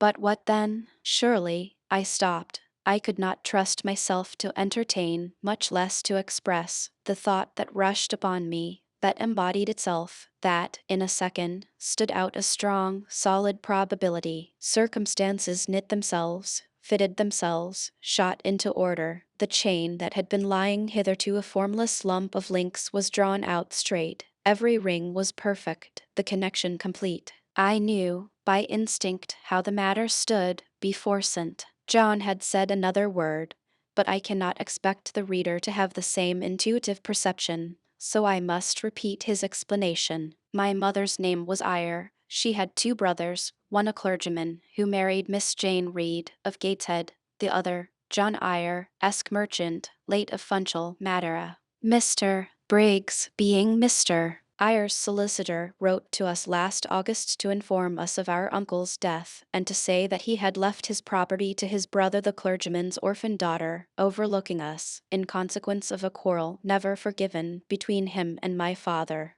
He wrote again a few weeks since, to intimate that the heiress was lost, and asking if we knew anything of her. A name casually written on a slip of paper has enabled me to find her out. You know the rest. Again he was going, but I set my back against the door. "Do let me speak," I said. "Let me have 1 moment to draw breath and reflect." I paused. He stood before me, hat in hand, looking composed enough. I resumed, "Your mother was my father's sister?" "Yes, my aunt." Consequently, he bowed. "My Uncle John was your Uncle John? You, Diana, and Mary are his sister's children, as I am his brother's child?" "Undeniably." "You 3, then, are my cousins, half our blood on each side flows from the same source." "We are cousins, yes." I surveyed him. It seemed I had found a brother, one I could be proud of, one I could love, and 2 sisters, whose qualities were such, that,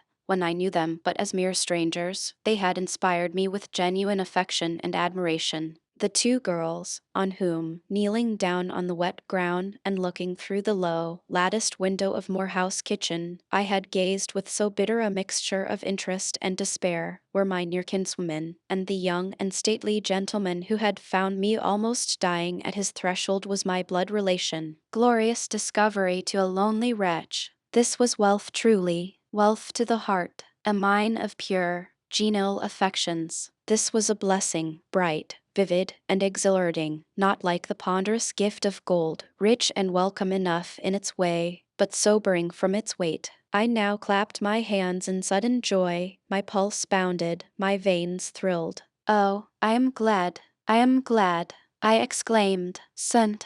John smiled. "Did I not say you neglected essential points to pursue trifles?" he asked. "You were serious when I told you you had got a fortune, and now, for a matter of no moment, you are excited. What can you mean? It may be of no moment to you. You have sisters and don't care for a cousin, but I had nobody, and now 3 relations, or 2, if you don't choose to be counted, are born into my world full grown. I say again, I am glad. I walked fast through the room. I stopped, half suffocated with the thoughts that rose faster than I could receive, comprehend, settle them, thoughts of what may, could, would, and should be, and that before long. I looked at the blank wall. It seemed a sky thick with ascending stars. Every one lit me to a purpose or delight. Those who had saved my life, whom, till this hour, I had loved barrenly, I could now benefit. They were under a yoke. I could free them. They were scattered. I could reunite them. The independence, the affluence which was mine, may be theirs too. Were we not 20,000 pounds shared equally would be 5,000 each. Justice, enough and to spare. Justice would be done, mutual happiness secured. Now the wealth did not weigh on me. Now it was not a mere bequest of coin, it was a legacy of life, hope, enjoyment. How I looked while these ideas were taking my spirit by storm, I cannot tell, but I perceived soon that Mr. Rivers had placed a chair behind me, and was gently attempting to make me sit down on it. He also advised me to be composed. I scorned the insinuation of helplessness and distraction, shook off his hand, and began to walk about again. "Write to Diana and Mary tomorrow," I said, "and tell them to come home directly." Diana said they would both consider themselves rich with 1,000 pounds, so with 5,000 they will do very well. "Tell me where I can get you a glass of water," said St. John. "You must really make an effort to tranquilize your feelings." "Nonsense! And what sort of an effect will the bequest have on you? Will it keep you in England, induce you to marry Miss Oliver, and settle down like an ordinary mortal? You wonder. Your head becomes confused. I have been too abrupt in communicating the news. It has excited you beyond your strength. Mr. Rivers, you quite put me out of patience. I am rational enough. It is you who misunderstand, or rather who affect to misunderstand. Perhaps, if you explained yourself a little more fully, I should comprehend better. Explain? What is there to explain? You cannot fail to see that 20,000 pounds, the sum in question, divided equally between the nephew and 3 nieces of our uncle, will give 5,000 to each. What I want is that you should write to your sisters and tell them of the fortune that has accrued to them. To you, you mean? I have intimated my view of the case. I am incapable of taking any other. I am not brutally selfish, blindly unjust, or fiendishly ungrateful. Besides, I am resolved I will have a home and connections. I like Moor House, and I will live at Moor House. I like Diana and Mary, and I will attach myself for life to Diana and Mary. It would please and benefit me to have 5,000 pounds. It would torment and oppress me to have 20,000, which, moreover, could never be mine in justice, though it may in law. I abandon to you, then, what is absolutely superfluous to me. Let there be no opposition, and no discussion about it. Let us agree amongst each other, and decide the point at once. This is acting on first impulses. You must take days to consider such a matter, before your word can be regarded as valid. Oh, if all you doubt is my sincerity, I am easy. You see the justice of the case. I do see a certain justice, but it is contrary to all custom. Besides, the entire fortune is your right. My uncle gained it by his own efforts. He was free to leave it to whom he would. He left it to you. After all, justice permits you to keep it. You may, with a clear conscience, consider it absolutely your own. With me, said I, it is fully as much a matter of feeling as of conscience. I must indulge my feelings. I so seldom have had an opportunity of doing so. Were you to argue, object, and annoy me for a year, I could not forego the delicious pleasure of which I have caught a glimpse, that of repaying, in part, a mighty obligation, and winning to myself lifelong friends. You think so now, rejoined St. John, because you do not know what it is to possess, nor consequently to enjoy wealth. You cannot form a notion of the importance £20,000 would give you, of the place it would enable you to take in society, of the prospects it would open to you. You cannot. And you, I interrupted, cannot at all imagine the craving I have for fraternal and sisterly love. I never had a home, I never had brothers or sisters. I must and will have them now. You are not reluctant to admit me and own me, are you? Jane, I will be your brother, my sisters will be your sisters, without stipulating for this sacrifice of your just rights. Brother, yes, at the distance of 1,000 leagues. Sisters, yes, slaving amongst strangers. I, wealthy, gorged with gold I never earned and do not merit. You, penniless. Famous equality and fraternization, close union, intimate attachment. But, Jane, your aspirations after family ties and domestic happiness may be realized otherwise than by the means you contemplate.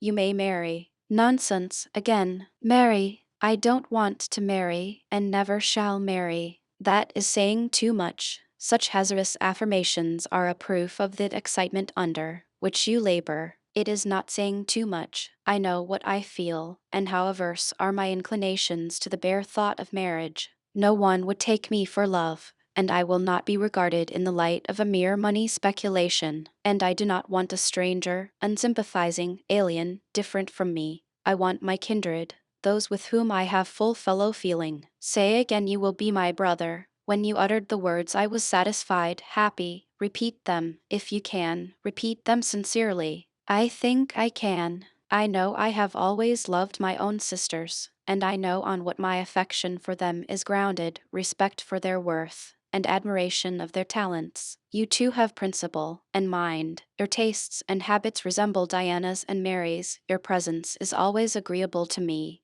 In your conversation I have already for some time found a salutary solace. I feel I can easily and naturally make room in my heart for you, as my third and youngest sister. Thank you. That contents me for tonight. Now you had better go, for, if you stay longer, you will perhaps irritate me afresh by some mistrustful scruple. And the school, Miss Eyre, it must now be shut up, I suppose? No, I will retain my post of mistress till you get a substitute. He smiled approbation. We shook hands, and he took leave. I need not narrate in detail the further struggles I had and arguments I used to get matters regarding the legacy settled as I wished. My task was a very hard one, but, as I was absolutely resolved, as my cousin saw at length that my mind was really and immutably fixed on making a just division of the property, as they must in their own hearts have felt the equity of the intention, and must, besides, have been innately conscious that in my place they would have done precisely what I wished to do, they yielded at length so far as to consent to put the affair to arbitration. The judges chosen were Mr. Oliver and an able lawyer. Both coincided in my opinion. I carried my point. The instruments of transfer were drawn out. St.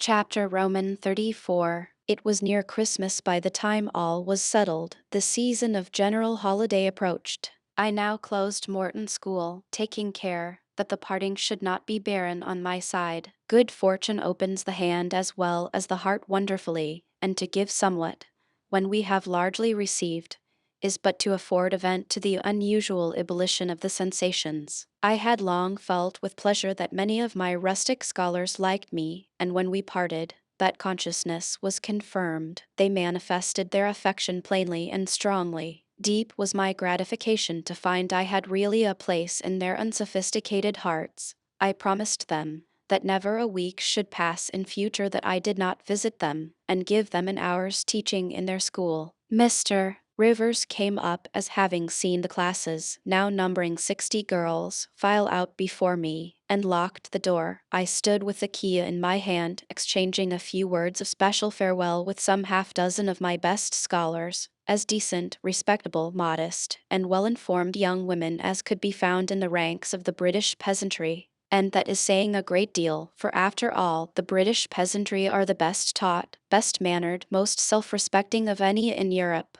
Since those days I have seen Paysons and Buchanan, and the best of them seemed to me ignorant, coarse, and besotted, compared with my Morton girls. Do you consider you have got your reward for a season of exertion? Asked Mr. Rivers when they were gone. Does not the consciousness of having done some real good in your day and generation give pleasure? Doubtless. And you have only toiled a few months. Would not a life devoted to the task of regenerating your race be well spent? Yes, I said, but I could not go on forever so. I want to enjoy my own faculties as well as to cultivate those of other people. I must enjoy them now. Don't recall either my mind or body to the school. I am out of it and disposed for full holiday. He looked grave. What now? What sudden eagerness is this you evince? What are you going to do? To be active as I can. And first I must beg you to set Hannah at liberty, and get somebody else to wait on you.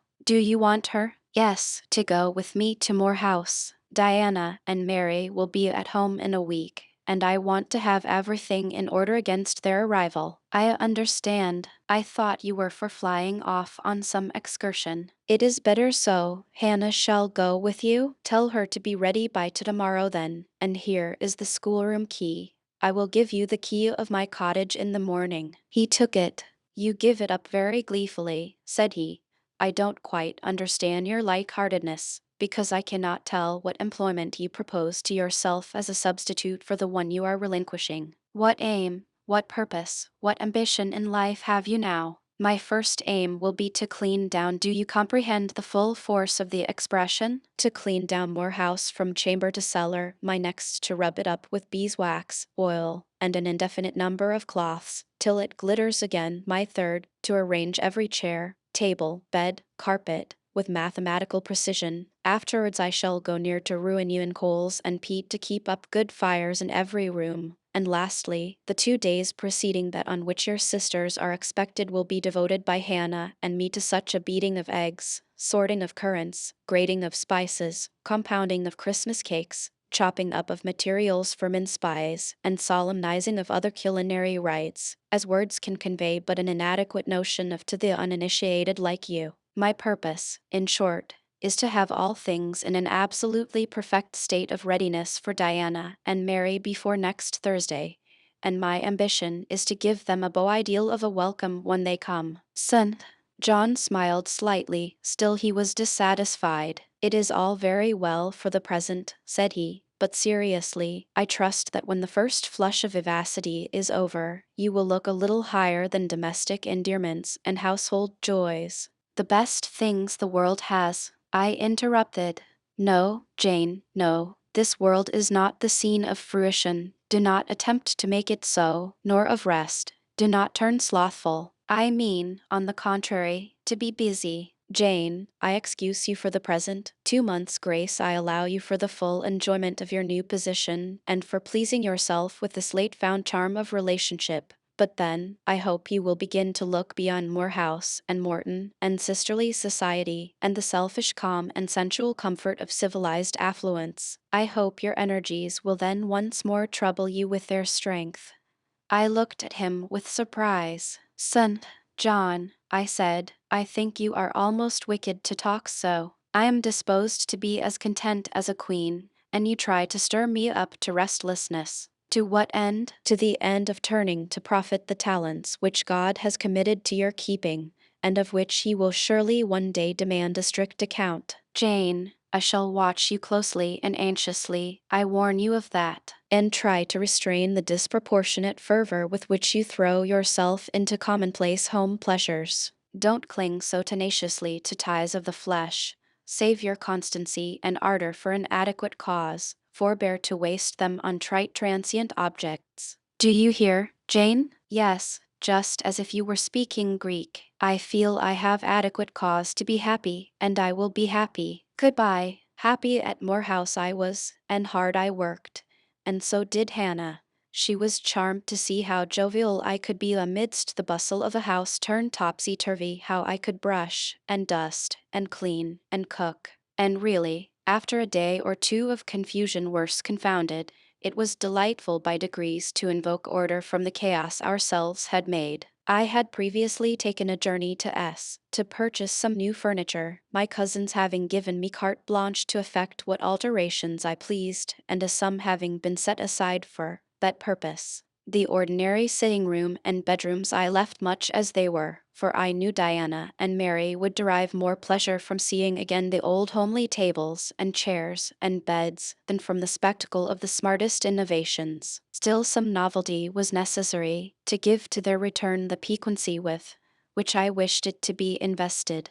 Dark handsome new carpets and curtains, an arrangement of some carefully selected antique ornaments in porcelain and bronze, new coverings and mirrors and dressing cases for the toilet tables answered the end. They looked fresh without being glaring. A spare parlor and bedroom I refurnished entirely, with old mahogany and crimson upholstery. I laid canvas on the passage and carpets on the stairs. When all was finished, I thought Moor House as complete a model of bright, modest snugness within as it was, at the season, a specimen of wintry waste and desert dreariness without. The eventful Thursday at length came. They were expected about dark, and before dusk fires were lit upstairs and below. The kitchen was in perfect trim. Hannah and I were dressed, and all was in readiness. St.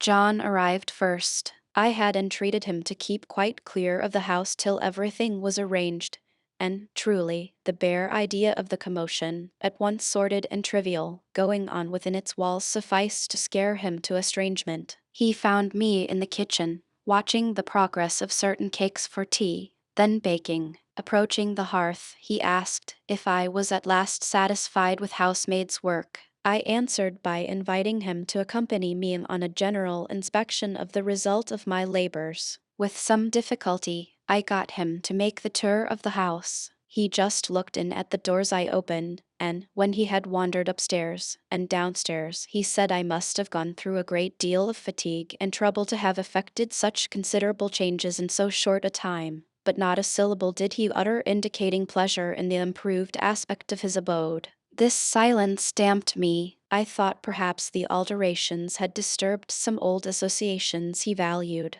I inquired whether this was the case, no doubt in a somewhat crestfallen tone. Not at all. He had, on the contrary, remarked that I had scrupulously respected every association. He feared, truly, I must have bestowed more thought on the matter than it was worth. How many minutes, for instance, had I devoted to studying the arrangement of this very room? By the by, could I tell him where such a book was? I showed him the volume on the shelf. He took it down, and withdrawing to his accustomed window recess, he began to read it. Now, I did not like this, reader. St.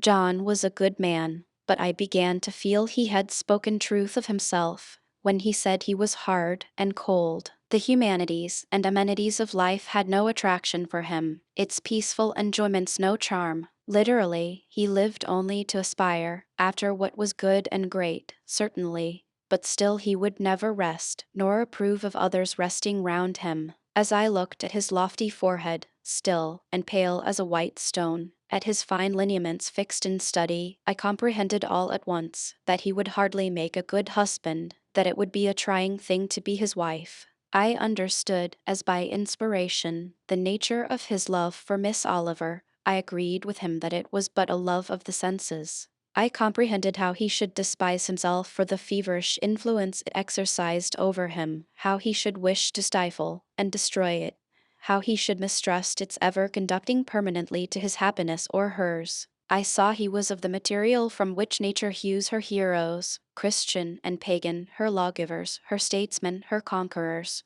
a steadfast bulwark for great interests to rest upon, but, at the fireside, too often a cold cumbrous column, gloomy and out of place. This parlor is not his sphere, I reflected.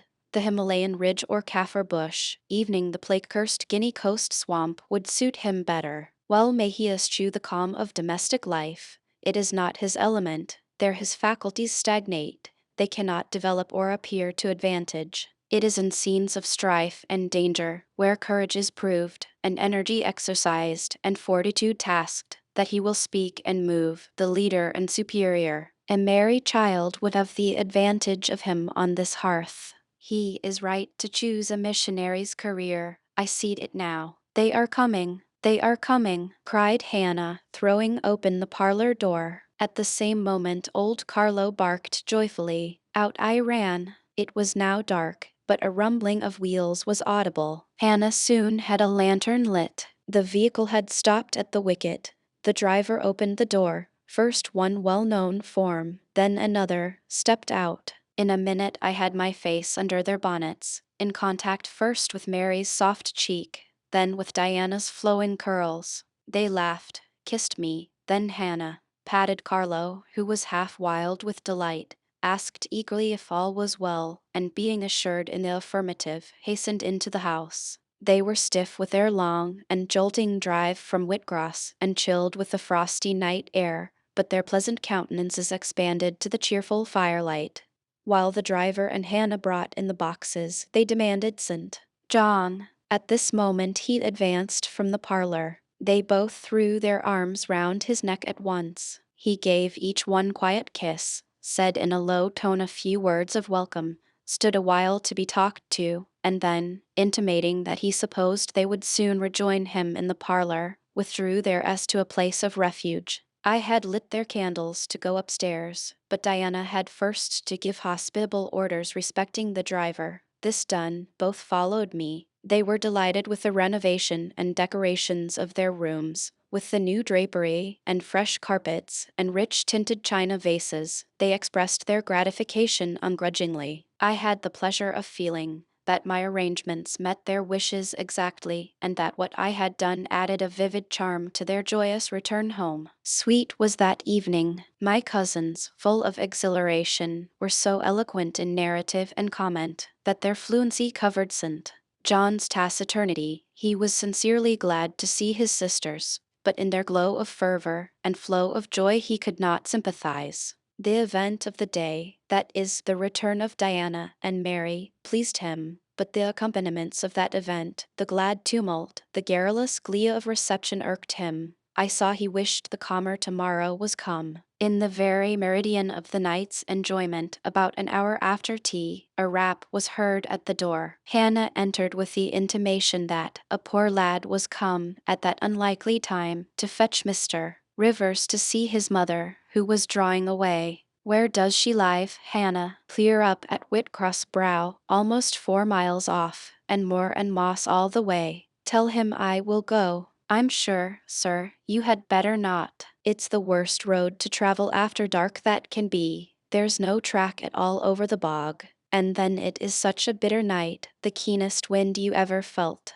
You had better send word, sir, that you will be there in the morning. But he was already in the passage, putting on his cloak, and without one objection, one murmur, he departed. It was then 9 o'clock. He did not return till midnight. Starved and tired enough he was, but he looked happier than when he set out. He had performed an act of duty, made an exertion, felt his own strength to do and deny, and was on better terms with himself. I am afraid the whole of the ensuing week tried his patience. It was Christmas week. We took to no settled employment, but spent it in a sort of merry domestic dissipation. The air of the moors, the freedom of home, the dawn of prosperity, acted on Diana and Mary's spirits like some life-giving elixir. They were gay from morning till noon, and from noon till night. They could always talk, and their discourse, witty, pithy, original, had such charms for me that I preferred listening to, and sharing in it, to doing anything else. St.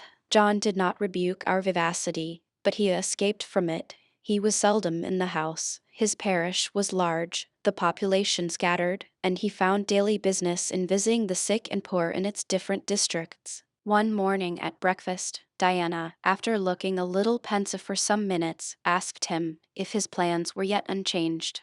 Unchanged and unchangeable, was the reply, and he proceeded to inform us that his departure from England was now definitively fixed for the ensuing year. And Rossem and Oliver, suggested Mary, the words seeming to escape her lips involuntarily, for no sooner had she uttered them than she made a gesture as if wishing to recall them. St. John had a book in his hand. It was his unsocial custom to read at meals. He closed it and looked up. Rossem and Oliver, said he, is about to be married to Mr. Granby, one of the best connected and most estimable residents in S, grandson and heir to Sir Frederick Granby. I had the intelligence from her father yesterday. His sisters looked at each other and at me. We all three looked at him. He was serene as glass. The match must have been got up hastily, said Diana. They cannot have known each other long, but 2 months. They met in October at the county ball at S. But where there are no obstacles to a union, as in the present case, where the connection is in every point desirable, delays are unnecessary. They will be married as soon as S. place, which Sir Frederick gives up to them, can be refitted for their reception. The first time I found St. John alone after this communication, I felt tempted to inquire if the event distressed him, but he seemed so little to need sympathy that, so far from venturing to offer him more, I experienced some shame at the recollection of what I had already hazarded. Besides, I was out of practice in talking to him. His reserve was again frozen over, and my frankness was congealed beneath it. He had not kept his promise of treating me like his sisters. He continually made little chilling differences between us, which did not at all tend to the development of cordiality. In short, now that I was acknowledged his kinswoman, and lived under the same roof with him, I felt the distance between us to be far greater than when he had known me only as the village schoolmistress. When I remembered how far I had once been admitted to his confidence, I could hardly comprehend his present frigidity. Such being the case, I felt not a little surprised when he raised his head suddenly from the desk over which he was stooping, and said, "You see, Jane, the battle is fought and the victory won." Startled at being thus addressed, I did not immediately reply. After a moment's hesitation I answered, "But are you sure you are not in the position of those conquerors whose triumphs have cost them too dear? Would not such another ruin you? I think not, and if I were, it does not much signify. I shall never be called upon to contend for such another. The event of the conflict is decisive. My way is now clear. I thank God for it." So saying, he returned to his papers and his silence. As our mutual happiness, i.e., Diana's, Mary's, and mine settled into a quieter character, and we resumed our usual habits and regular studies, St. John stayed more at home. He sat with us in the same room, sometimes for hours together. While Mary drew, Diana pursued a course of encyclopic reading she had to my awe and amazement undertaken, and I fagged away at Derman. He pondered a mystic lore of his own, that of some Eastern tongue, the acquisition of which he thought necessary to his plans. Thus engaged, he appeared, sitting in his own recess, quiet and absorbed enough, but that blue eye of his had a habit of leaving the outlandish-looking grammar, and wandering over, and sometimes fixing upon us, his fellow students, with a curious intensity of observation. If caught, it would be instantly withdrawn, yet ever and soon it returned searchingly to our table. I wondered what it meant. I wondered, too, at the punctual satisfaction he never failed to exhibit on an occasion that seemed to me of small moment, namely, my weekly visit to Morton School, and still more was I puzzled when, if the day was unfavorable, if there was snow, or rain, or high wind, and his sisters urged me not to go, he would invariably make light of their solicitude, and encourage me to accomplish the task without regard to the elements. "Jane is not such a weakling as you would make her," he would say. "She can bear a mountain blast, or a shower, or a few flakes of snow, as well as any of us. Her constitution is both sound and elastic, better calculated to endure variations of climate than many more robust." And when I returned, sometimes a good deal tired and not a little weather-beaten, I never dared complain, because I saw that to murmur would be to vex him. On all occasions fortitude pleased him. The reverse was a special annoyance. One afternoon, however, I got leave to stay at home, because I really had a cold. His sisters were gone to Morton in my stead. I sat reading Schiller, he deciphering his crabbed oriental scrolls. As I exchanged a translation for an exercise, I happened to look his way. There I found myself under the influence of the ever-watchful blue eye. How long it had been searching me through, and over, I cannot tell, so keen was it, and yet so cold. I felt for the moment superstitious, as if I were sitting in the room with something uncanny. "Jane, what are you doing?" "Learning German." "I want you to give up German and learn Hindustani." "You are not in earnest?" "In such earnest that I must have it so, and I will tell you why." He then went on to explain that Hindustani was the language he was himself at present studying, that, as he advanced, he was apt to forget the commencement, that it would assist him greatly to have a pupil with whom he may again and again go over the elements, and so fix them thoroughly in his mind, that his choice had hovered for some time between me and his sisters, but that he had fixed on me because he saw I could sit at a task the longest of the three. Would I do him this favor? I should not, perhaps, have to make the sacrifice long, as it wanted now barely 3 months to his departure. St. John was not a man to be lightly refused. You felt that every impression made on him, either for pain or pleasure, was deep-raved and permanent. I consented. When Diana and Mary returned, the former found her scholar transferred from her to her brother. She laughed, and both she and Mary agreed that St. John should never have persuaded them to such a step. He answered quietly, "I know it." I found him a very patient, very forbearing, and yet an exacting master. He expected me to do a great deal, and when I fulfilled his expectations, he, in his own way, fully testified his approbation. By degrees, he acquired a certain influence over me that took away my liberty of mind. His praise and notice were more restraining than his indifference. I could no longer talk or laugh freely when he was by, because a tiresomely importunate instinct reminded me that vivacity, at least in me, was distasteful to him. I was so fully aware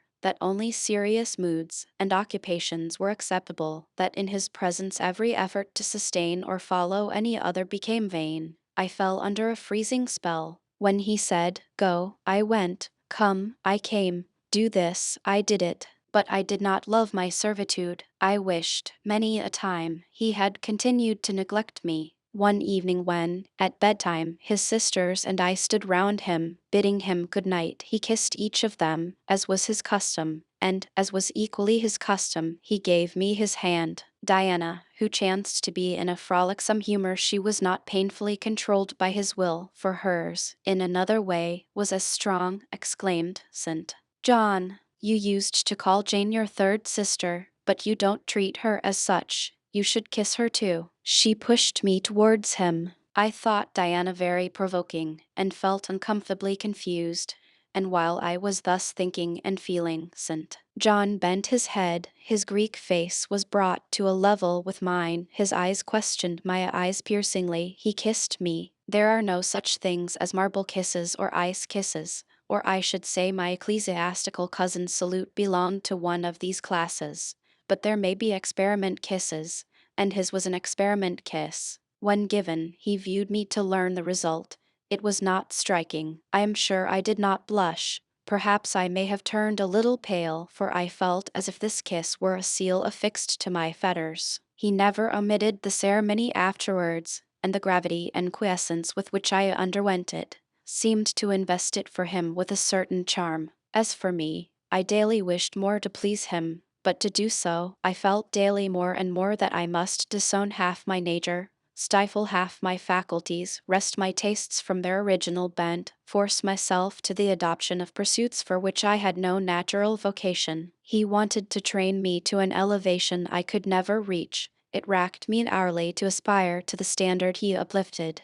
The thing was as impossible as to mold my irregular features to his correct and classic pattern, to give to my changeable green eyes the sea-blue tint and solemn luster of his own. Not his ascendancy alone, however, held me in thrall at present. Of late it had been easy enough for me to look sad. A cankering evil sat at my heart, and drained my happiness at its source, the evil of suspense. Perhaps you think I had forgotten Mr. Rochester, reader, amidst these changes of place and fortune. Not for a moment. His idea was still with me, because it was not a vapor sunshine could disperse, nor a sand-traced effigy storms could wash away. It was a name graven on a tablet, fated to last as long as the marble it inscribed. The craving to know what had become of him followed me everywhere. When I was at Morton, I re-entered my cottage every evening to think of that, and now at Moor House, I sought my bedroom each night to brood over it. In the course of my necessary correspondence with Mr. Briggs about the will, I had inquired if he knew anything of Mr. Rochester's present residence and state of health, but as St. John had conjectured he was quite ignorant of all concerning him. I then wrote to Mrs. Fairfax, entreating information on the subject. I had calculated with certainty on this step answering my end. I felt sure it would elicit an early answer. I was astonished when a fortnight passed without reply, but when 2 months wore away, and day after day the post arrived and brought nothing for me, I fell a prey to the keenest anxiety. I wrote again. There was a chance of my first letter having missed. Renewed hope followed renewed effort. It shone like the former for some weeks, then, like it faded, flickered, not a line, not a word reached me. When half a year wasted in vain expectancy, my hope died out, and then I felt dark truly. A fine spring shone round me, which I could not enjoy. Summer approached.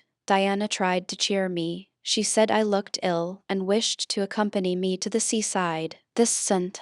John opposed. He said I did not want dissipation. I wanted employment. My present life was too purposeless. I required an aim. And, I suppose, by way of supplying deficiencies, he prolonged still further my lessons in Hindustani, and grew more urgent in requiring their accomplishment, and I, like a fool, never thought of resisting him. I could not resist him. One day I had come to my studies in lower spirits than usual. The ebb was occasioned by a poignantly felt disappointment. Hannah had told me in the morning there was a letter for me, and when I went down to take it, almost certain that the long-looked-for tidings were vouchsafed me at last, I found only an unimportant note from Mr. Briggs on business. The bitter check had wrung from me some tears, and now, as I sat poring over the crabbed characters and flourishing tropes of an Indian scribe, my eyes filled again. Son, John called me to his side to read.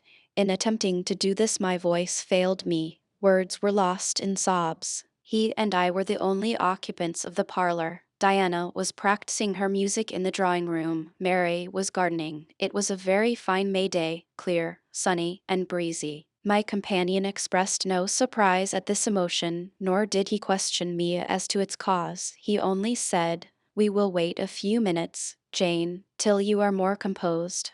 And while I smothered the paroxysm with all haste, he sat calm and patient, leaning on his desk, and looking like a physician watching with the eye of science an expected and fully understood crisis in a patient's malady. Having stifled my sobs, wiped my eyes, and muttered something about not being very well that morning, I resumed my task, and succeeded in completing it. Son, John put away my books and his, locked his desk, and said, "Now, Jane, you shall take a walk, and with me. I will call Diana and Mary. No, I want only one companion this morning, and that must be you. Put on your things, go out by the kitchen door, take the road towards the head of Marsh Glen. I will join you in a moment. I know no medium. I never in my life have known any medium in my dealings with positive, hard characters, antagonistic to my own, between absolute submission and determined revolt. I have always faithfully observed the one, up to the very moment of bursting, sometimes with volcanic vehemence, into the other,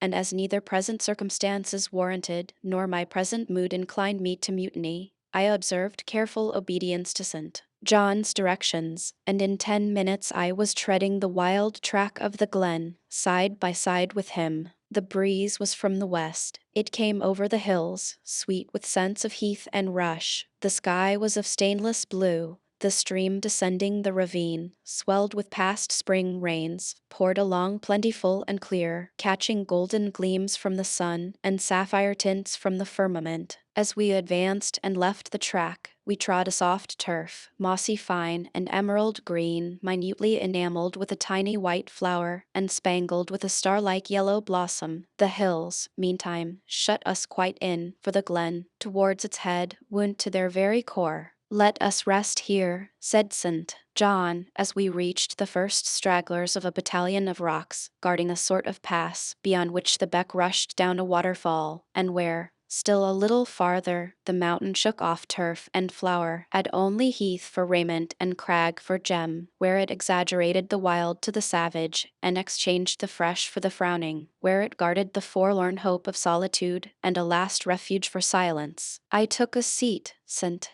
John stood near me. He looked up the pass and down the hollow. His glance wandered away with the stream, and returned to traverse the unclouded heaven which colored it.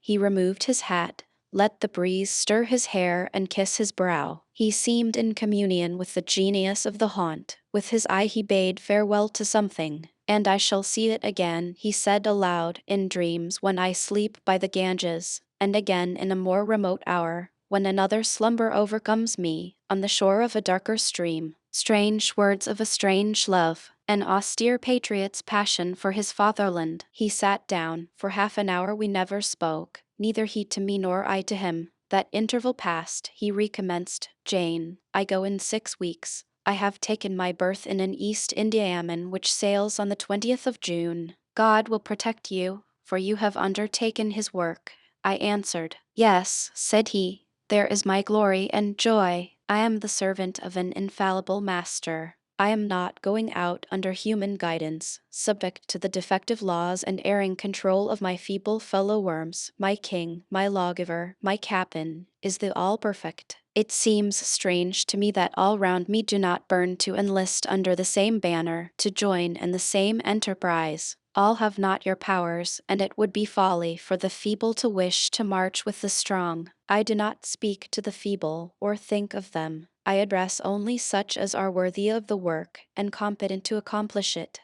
Those are few in number and difficult to discover. You say truly, but when found, it is right to stir them up, to urge and exhort them to the effort, to show them what their gifts are, and why they were given, to speak heaven's message in their ear, to offer them, direct from God, a place in the ranks of his chosen. If they are really qualified for the task, will not their own hearts be the first to inform them of it? I felt as if an awful charm was framing round and gathering over me. I trembled to hear some fatal word spoken which would at once declare and rivet the spell. "And what does your heart say?" demanded St. John. "My heart is mute, my heart is mute," I answered, struck and thrilled. "Then I must speak for it," continued the deep, relentless voice. "Jane, come with me to India. Come as my helpmeet and fellow-laborer." The glen and sky spun round, the hills heaved. It was as if I had heard a summons from heaven, as if a visionary messenger, like him of Macedonia, had announced, "Come over and help us." But I was no apostle. I could not behold the herald. I could not receive his call. "Oh, St. John," I cried, "have some mercy." I appealed to one who, in the discharge of what he believed his duty, knew neither mercy nor remorse. He continued, "God and nature intended you for a missionary's wife. It is not personal, but mental endowments they have given you. You are formed for labor, not for love. A missionary's wife you shall be. You shall be mine. I claim you, not for my pleasure, but for my sovereign's service. I am not fit for it. I have no vocation," I said. He had calculated on these first objections. He was not irritated by them. Truly, as he leaned back against the crag behind him, folded his arms on his chest, and fixed his countenance, I saw he was prepared for a long and trying opposition, and had taken in a stock of patience to last him to its close, resolved, however, that that close should be conquest for him. "Humility, Jane," said he, "is the groundwork of Christian virtues. You say right that you are not fit for the work. Who is fit for it, or who, that ever was truly called, believed himself worthy of the summons? I, for instance, am but dust and ashes. With St. Paul, I acknowledge myself the chiefest of sinners, but I do not suffer the sense of my personal vileness to daunt me. I know my leader, that he is just as well as mighty, and while he has chosen a feeble instrument to perform a great task, he will, from the boundless stores of his providence, supply the inadequacy of the means to the end. Think like me, Jane, trust like me. It is the rock of ages I ask you to lean on. Do not doubt, but it will bear the weight of your human weakness. I do not understand a missionary life. I have never studied missionary labors. There I, humble as I am, can give you the aid you want. I can set you your task from hour to hour, stand by you always, help you from moment to moment. This I could do in the beginning. Soon, for I know your powers, you would be as strong and apt as myself, and would not require my help. But my powers, where are they for this undertaking? I do not feel them. Nothing speaks or stirs in me while you talk. I am sensible of no light kindling, no life quickening, no voice counseling or cheering. Oh, I wish I could make you see how much my mind is at this moment like a railless dungeon, with one shrinking fear fettered in its depths, the fear of being persuaded by you to attempt what I cannot accomplish. I have an answer for you, hear it. I have watched you ever since we first met. I have made you my study for 10 months. I have proved you in that time by sundry tests, and what have I seen and elicited? In the village school I found you could perform well, punctually, uprightly, labor uncongenial to your habits and inclinations. I saw you could perform it with capacity and tact. You could win while you controlled. In the calm with which you learnt you had become suddenly rich. I read a mind clear of the vice of Damas. Lucre had no undue power over you. In the resolute readiness with which you cut your wealth into 4 shares, keeping but one to yourself, and relinquishing the 3 others to the claim of abstract justice, I recognized a soul that reveled in the flame and excitement of sacrifice, in the tractability with which, at my wish, you forsook a study in which you were interested, and adopted another because it interested me, in the untiring assiduity with which you have since persevered in it, in the unflagging energy and unshaken temper with which you have met its difficulties. I acknowledge the compliment of the qualities I seek. Jane, you are docile, diligent, disinterested, faithful, constant, and courageous, very gentle, and very heroic. Cease to mistrust yourself. I can trust you unreservedly. As a conductress of Indian schools and a helper amongst Indian women, your assistance will be to me invaluable. My iron shroud contracted round me, persuasion advanced with slow, sure step. Shut my eyes as I would, these last words of his succeeded in making the way, which had seemed blocked up, comparatively clear. My work, which had appeared so vague, so hopelessly diffuse, condensed itself as he proceeded and assumed a definite form under his shaping hand. He waited for an answer. I demanded a quarter of an hour to think, before I again hazarded a reply. Very willingly, he rejoined, and rising, he strode a little distance up the pass, threw himself down on a swell of heath, and there lay still. He threw himself down on a swell of heath, and there lay still. I can do what he wants me to do. I am forced to see and acknowledge that I meditated, that is, if life be spared me. But I feel mine is not the existence to be long protracted under an Indian sun. What then? He does not care for that. When my time came to die, he would resign me, in all serenity and sanctity, to the God who gave me. The case is very plain before me. In leaving England, I should leave a loved but empty land. Mr. Rochester is not there, and if he were, what can that ever be to me? My business is to live without him now. Nothing so absurd, so weak as to drag on from day to day, as if I were waiting some impossible change in circumstances, which may reunite me to him. Of course, as St. John once said, I must seek another interest in life to replace the one lost.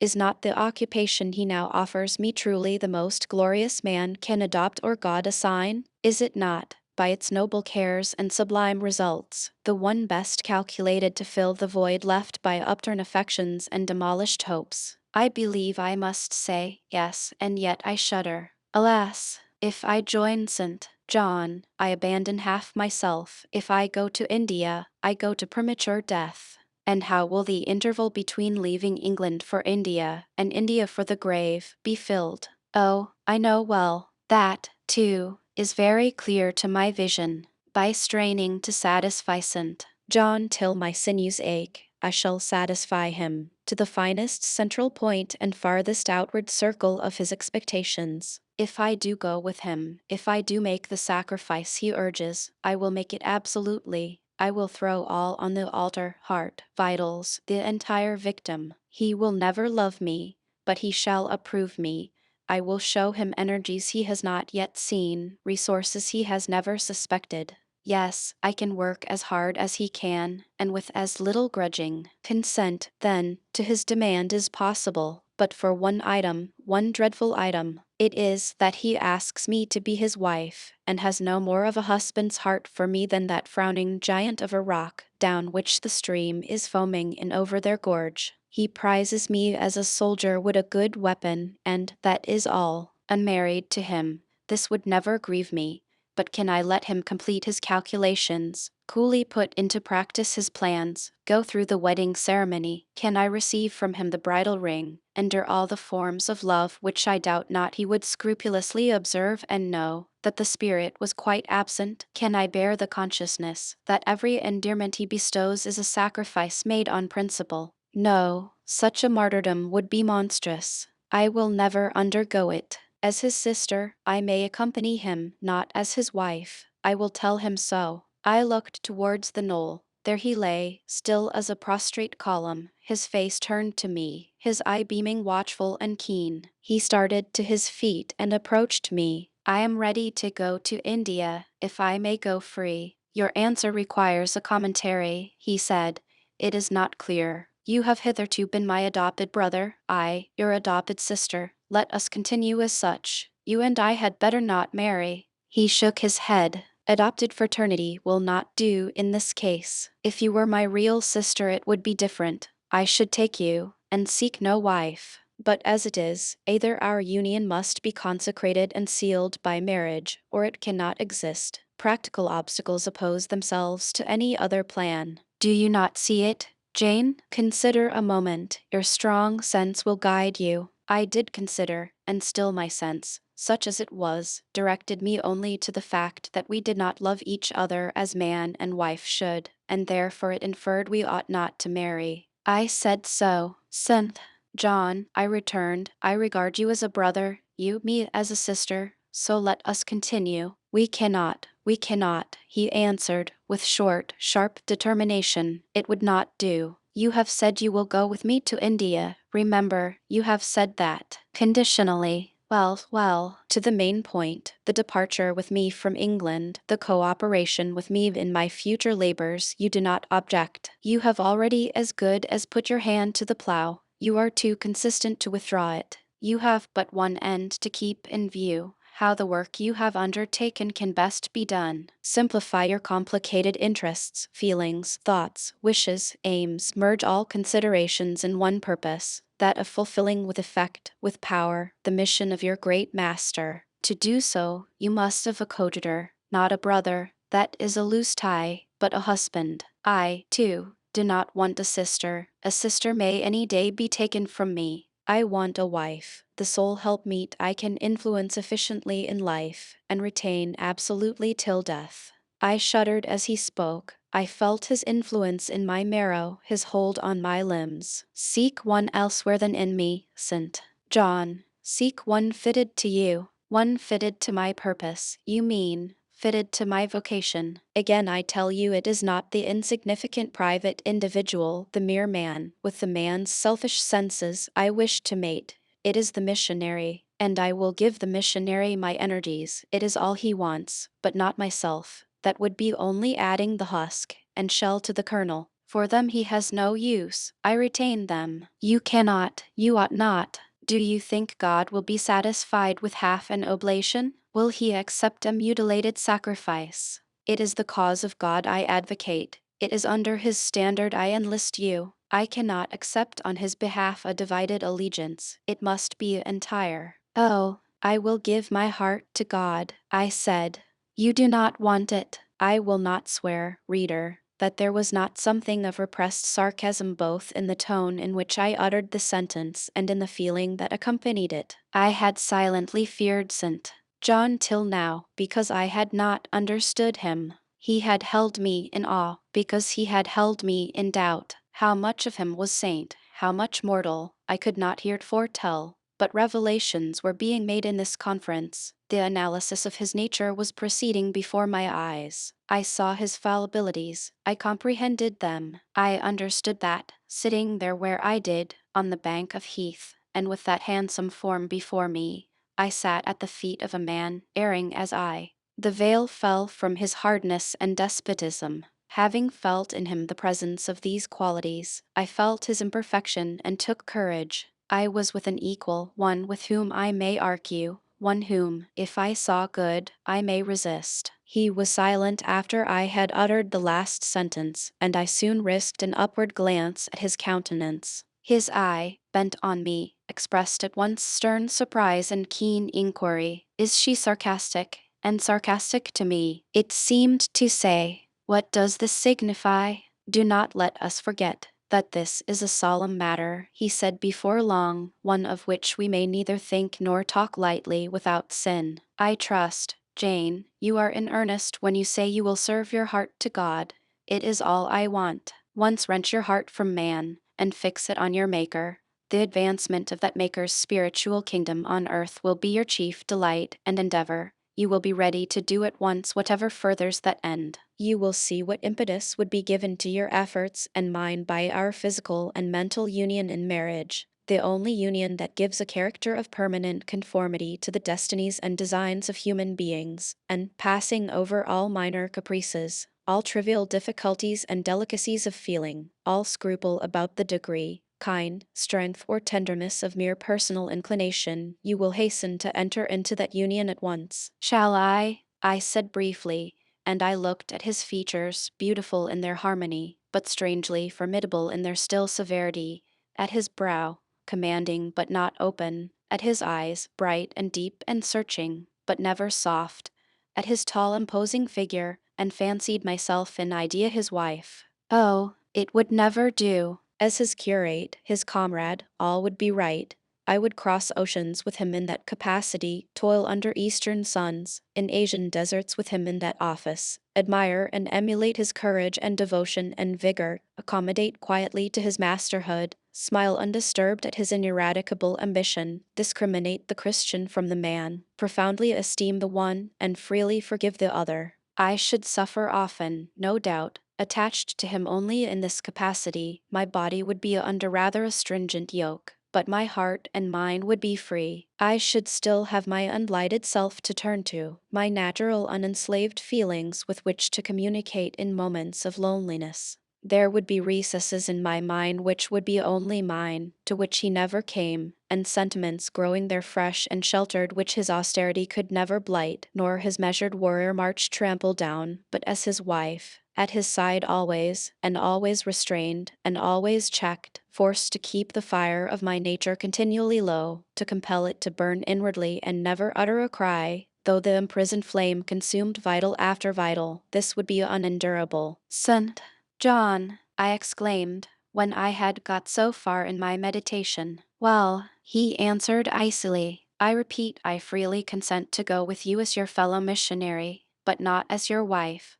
I cannot marry you and become part of you. A part of me you must become, he answered steadily. Otherwise the whole bargain is void. How can I, a man not yet 30, take out with me to India a girl of 19, unless she be married to me? How can we be forever together, sometimes in solitudes, sometimes amidst savage tribes, and unwed? Very well, I said shortly, under the circumstances, quite as well as if I were either your real sister or a man and a clergyman like yourself. It is known that you are not my sister. I cannot introduce you as such. To attempt it would be to fasten injurious suspicions on us both. And for the rest, though you have a man's vigorous brain, you have a woman's heart, and it would not do. It would do, I affirmed with some disdain, perfectly well. I have a woman's heart, but not where you are concerned. For you I have only a comrade's constancy, a fellow soldier's frankness, fidelity, fraternity, if you like, a neophyte's respect and submission to his hierophant, nothing more. Don't fear. It is what I want, he said, speaking to himself. It is just what I want. And there are obstacles in the way, They must be hewn down. Jane, you would not repent marrying me, be certain of that. We must be married. I repeat it. There is no other way, and undoubtedly enough of love would follow upon marriage to render the union right evening in your eyes. I scorn your idea of love, I could not help saying, as I rose up and stood before him, leaning my back against the rock. I scorn the counterfeit sentiment you offer. Yes, St. John, and I scorn you when you offer it. He looked at me fixedly, compressing his well-cut lips while he did so. Whether he was incensed or surprised, or what, it was not easy to tell. He could command his countenance thoroughly. I scarcely expected to hear that expression from you, he said. I think I have done and uttered nothing to deserve scorn. I was touched by his gentle tone and overawed by his high, calm mien. Forgive me the words, St. John, but it is your own fault that I have been roused to speak so unguardedly. You have introduced a topic on which our natures are at variance, a topic we should never discuss. The very name of love is an apple of discord between us. If the reality were required, what should we do? How should we feel? My dear cousin, abandon your scheme of marriage, forget it. No, said he, it is a long-cherished scheme, and the only one which can secure my great end. But I shall urge you no further at present. To-morrow, I leave home for Cambridge. I have many friends there to whom I should wish to say farewell. I shall be absent a fortnight. Take that space of time to consider my offer, and do not forget that if you reject it, it is not me you deny, but God. Through my means, he opens to you a noble career. As my wife only can you enter upon it. Refuse to be my wife, and you limit yourself forever to a track of selfish ease and barren obscurity. Tremble lest in that case you should be numbered with those who have denied the faith, and are worse than infidels. He had done. Turning from me, he once more looked to river, looked to hill, but this time his feelings were all pent in his heart. I was not worthy to hear them uttered. As I walked by his side homeward, I read well in his iron silence all he felt towards me, the disappointment of an austere and despotic nature, which has met resistance where it expected submission, the disapprobation of a cool, inflexible judgment, which has detected in another feelings and views in which it has no power to sympathize. In short, as a man, he would have wished to coerce me into obedience. It was only as a sincere Christian he bore so patiently with my perversity, and allowed so long a space for reflection and repentance. That night, after he had kissed his sisters, he thought proper to forget evening to shake hands with me, but left the room in silence. I, who, though I had no love, had much friendship for him, was hurt by the marked omission, so much hurt that tears started to my eyes. I see you and St.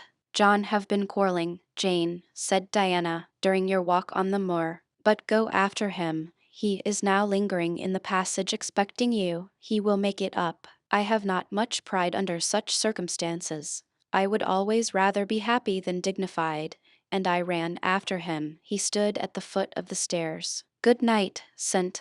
John, said I. Good night, Jane, he replied calmly. Then shake hands, I added. What a cold, loose touch he impressed on my fingers. He was deeply displeased by what had occurred that day. Cordiality would not warm, nor tears move him. No happy reconciliation was to be had with him, no cheering smile or generous word. But still the Christian was patient and placid, and when I asked him if he forgave me, he answered that he was not in the habit of cherishing the remembrance of vexation, that he had nothing to forgive, not having been offended. And with that answer he left me. Chapter Roman 35. He did not leave for Cambridge the next day, as he had said he would. He deferred his departure a whole week, and during that time he made me feel what severe punishment a good yet stern, a conscientious yet implacable man can inflict on one who has offended him, without one overt act of hostility, one upbraiding word. He contrived to impress me momently with the conviction that I was put beyond the pale of his favor. Not that St. John harbored a spirit of unchristian vindictiveness, not that he would have injured a hair of my head if it had been fully in his power to do so. Both by nature and principle, he was superior to the mean gratification of vengeance. He had forgiven me for saying I scorned him and his love, but he had not forgotten the words, and as long as he and I lived, he never would forget them. I saw by his look, when he turned to me, that they were always written on the air between me and him. Whenever I spoke, they sounded in my voice to his ear, and their echo toned every answer he gave me. He did not abstain from conversing with me. He evening called me as usual each morning to join him at his desk, and I fear the corrupt man within him had a pleasure unimparted to, and unshared by, the pure Christian, in evincing with what skill he could, while acting and speaking apparently just as usual, extract from every deed and every phrase the spirit of interest and approval which had formerly communicated a certain austere charm to his language and manner. To me, he was in reality become no longer flesh, but marble. His eye was a cold, bright, blue gem, his tongue a speaking instrument, nothing more. All this was torture to me, refined, lingering torture. It kept up a slow fire of indignation and a trembling trouble of grief, which harassed and crushed me altogether. I felt how, if I were his wife, this good man, pure as the deep sunless source, could soon kill me, without drawing from my veins a single drop of blood or receiving on his own crystal conscience the faintest stain of crime. Especially I felt this when I made any attempt to propitiate him. No Ruth met my Ruth. He experienced no suffering from estrangement, no yearning after reconciliation, and though, more than once, my fast-falling tears blistered the page over which we both bent, they produced no more effect on him than if his heart had been really a matter of stone or metal. To his sisters, meantime, he was somewhat kinder than usual, as if afraid that mere coldness would not sufficiently convince me how completely I was banished and banned. He added the force of contrast, and this I am sure he did not by malice, but on principle. The night before he left home, happening to see him walking in the garden about sunset, and remembering, as I looked at him, that this man, alienated as he now was, had once saved my life, and that we were near relations, I was moved to make a last attempt to regain his friendship. I went out and approached him as he stood leaning over the little gate. I spoke to the point at once. "St. John, I am unhappy because you are still angry with me. Let us be friends." "I hope we are friends," was the unmoved reply, while he still watched the rising of the moon, which he had been contemplating as I approached. "No, St.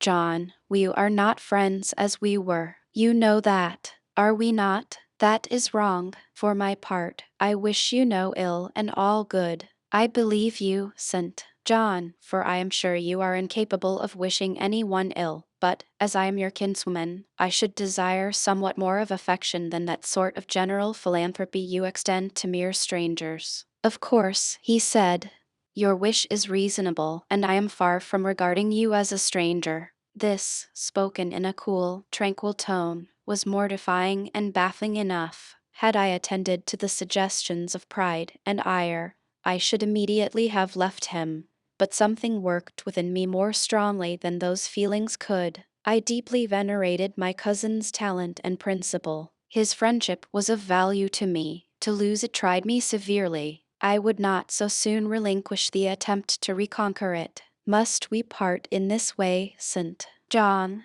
And when you go to India, will you leave me so, without a kinder word than you have yet spoken?" He now turned quite from the moon and faced me. "When I go to India, Jane, will I leave you? What? Do you not go to India? You said I could not unless I married you. And you will not marry me. You adhere to that resolution? Reader, do you know, as I do, what terror those cold people can put into the ice of their questions? How much of the fall of the avalanche is in their anger, of the breaking up of the frozen sea in their displeasure? No, St. John, I will not marry you. I adhere to my resolution." The avalanche had shaken and slid a little forward, but it did not yet crash down. Once more, why this refusal? He asked. Formerly, I answered, because you did not love me. Now, I reply, because you almost hate me. If I were to marry you, you would kill me. You are killing me now. His lips and cheeks turned white, quite white. "I should kill you. I am killing you. Your words are such as ought not to be used, violent, unfeminine, and untrue. They betray an unfortunate state of mind. They merit severe reproof. They would seem inexcusable, but that it is the duty of man to forgive his fellow evening until 77 times. I had finished the business now. While earnestly wishing to erase from his mind the trace of my former offense, I had stamped on that tenacious surface another and far deeper impression. I had burnt it in. Now you will truly hate me, I said. It is useless to attempt to conciliate you. I see I have made an eternal enemy of you. A fresh wrong did these words inflict, the worse, because they touched on the truth. That bloodless lip quivered to a temporary spasm. I knew the steely ire I had whetted. I was heart-wrung. You utterly misinterpret my words, I said, at once seizing his hand. I have no intention to grieve or pain you. Truly, I have not. Most bitterly he smiled. Most decidedly he withdrew his hand from mine. And now you recall your promise, and will not go to India at all, I presume? Said he, after a considerable pause. Yes, I will, as your assistant, I answered. A very long silence succeeded. What struggle there was in him between nature and grace in this interval, I cannot tell. Only singular gleams scintillated in his eyes, and strange shadows passed over his face. He spoke at last. I before proved to you the absurdity of a single woman of your age proposing to accompany abroad a single man of mine. I proved it to you in such terms as, I should have thought, would have prevented your ever again alluding to the plan. That you have done so, I regret, for your sake. I interrupted him. Anything like a tangible reproach gave me courage at once. Keep to common sense, St. John. You are verging on nonsense. You pretend to be shocked by what I have said.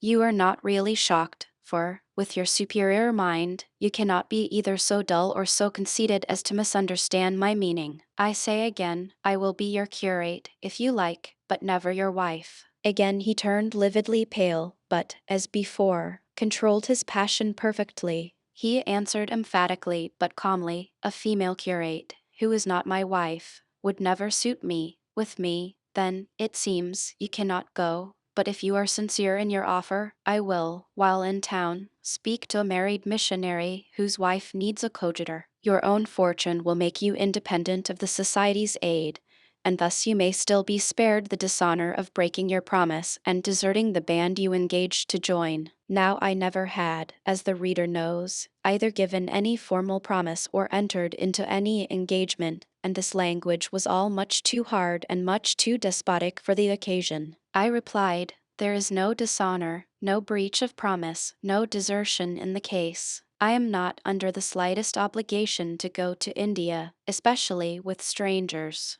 With you I would have ventured much, because I admire, confide in, and, as a sister, I love you, but I am convinced that, go when and with whom I would, I should not live long in that climate. Ah, you are afraid of yourself, he said, curling his lip. I am. God did not give me my life to throw away, and to do as you wish me would, I begin to think, be almost equivalent to committing suicide. Moreover, before I definitively resolve on quitting England, I will know for certain whether I cannot be of greater use by remaining in it than by leaving it. What do you mean? It would be fruitless to attempt to explain, but there is a point on which I have long endured painful doubt, and I can go nowhere till by some means that doubt is removed.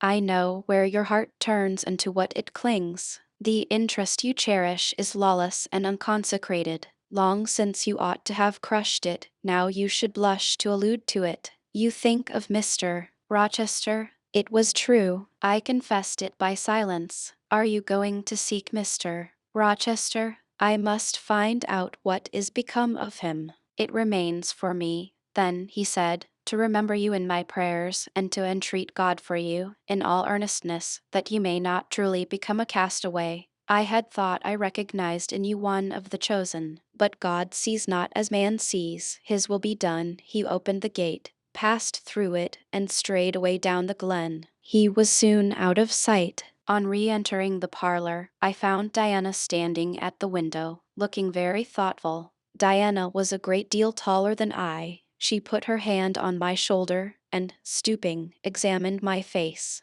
Jane, she said, you are always agitated and pale now. I am sure there is something the matter. Tell me what business sent John and you have on hands. I have watched you this half hour from the window. You must forgive my being such a spy, but for a long time I have fancied I hardly know what sent. John is a strange being. She paused. I did not speak. Soon she resumed.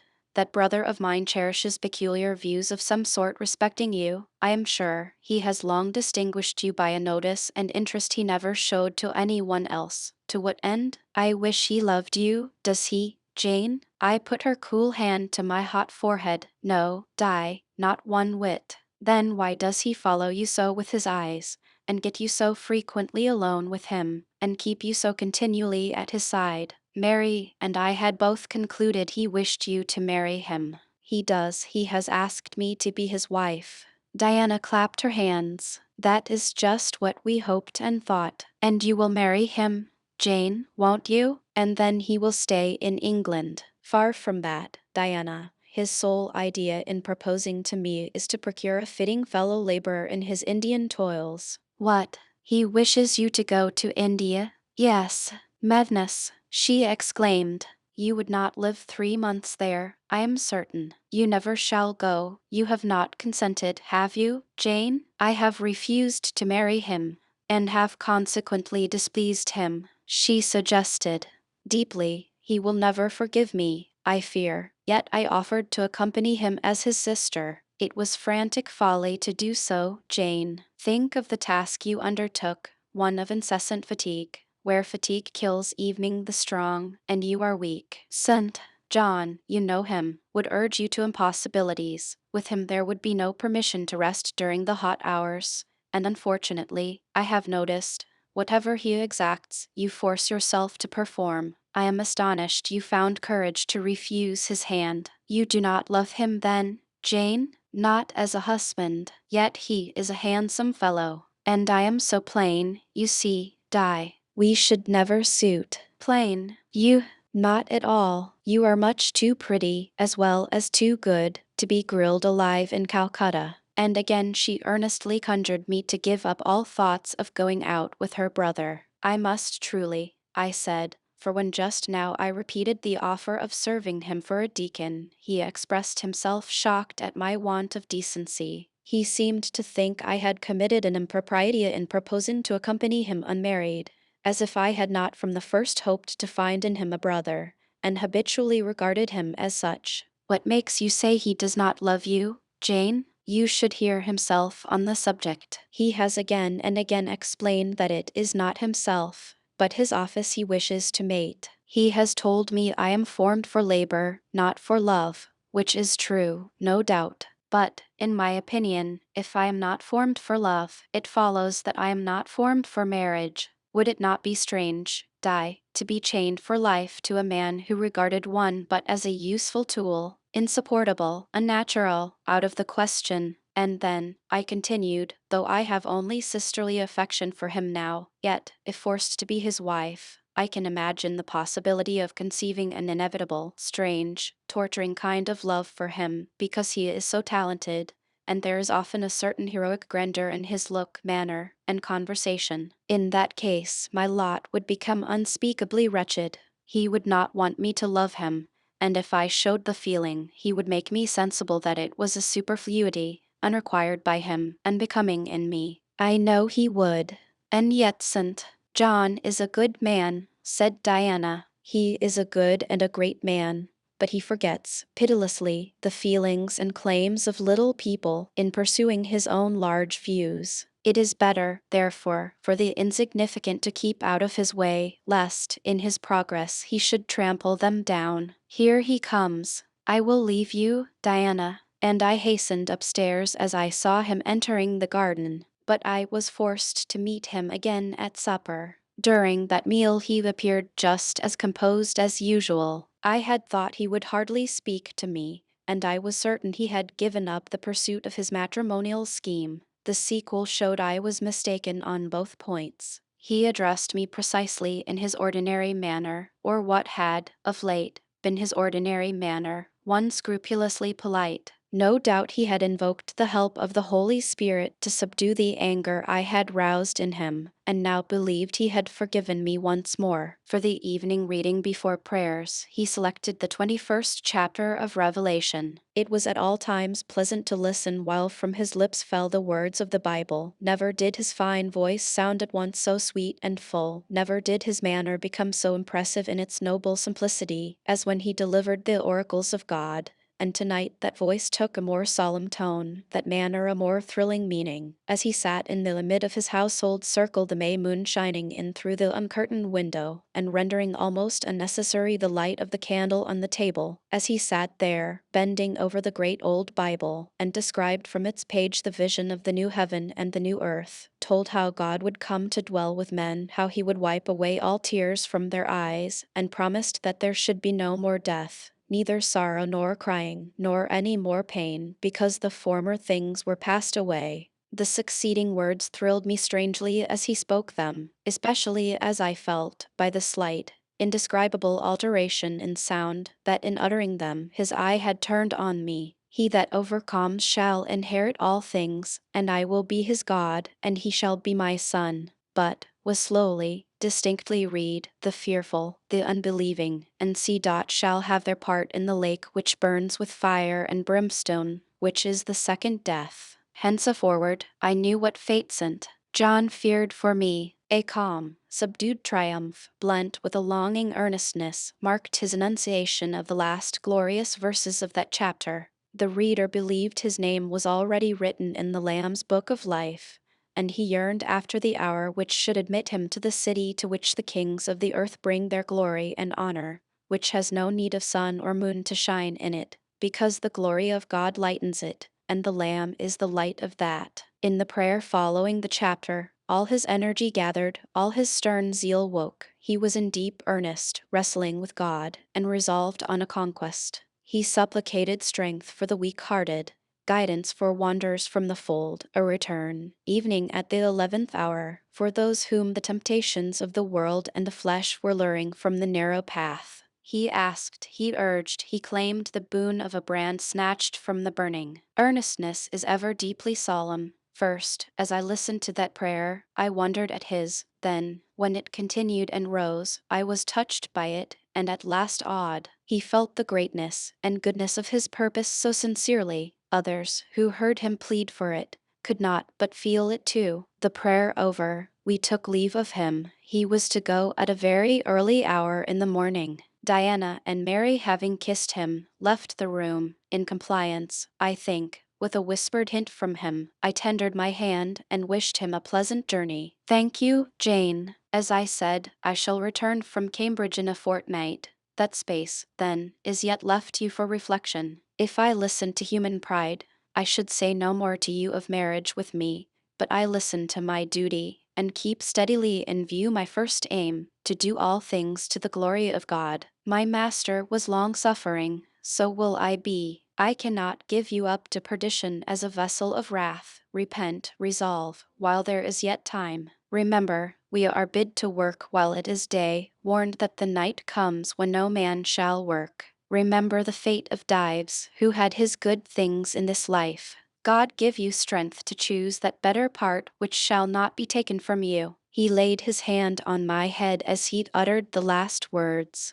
He had spoken earnestly, mildly. His look was not, truly, that of a lover beholding his mistress, but it was that of a pastor recalling his wandering sheep, or better, of a guardian angel watching the soul for which he is responsible. All men of talent, whether they be men of feeling or not, whether they be zealots, or aspirants, or despots, provided only they be sincere, have their sublime moments, when they subdue and rule. I felt veneration for St. John, veneration so strong that its impetus thrust me at once to the point I had so long shunned. I was tempted to cease struggling with him, to rush down the torrent of his will into the gulf of his existence, and there lose my own. I was almost as hard beset by him now as I had been once before, in a different way, by another. I was a fool both times. To have yielded then would have been an error of principle. To have yielded now would have been an error of judgment. So I think at this hour,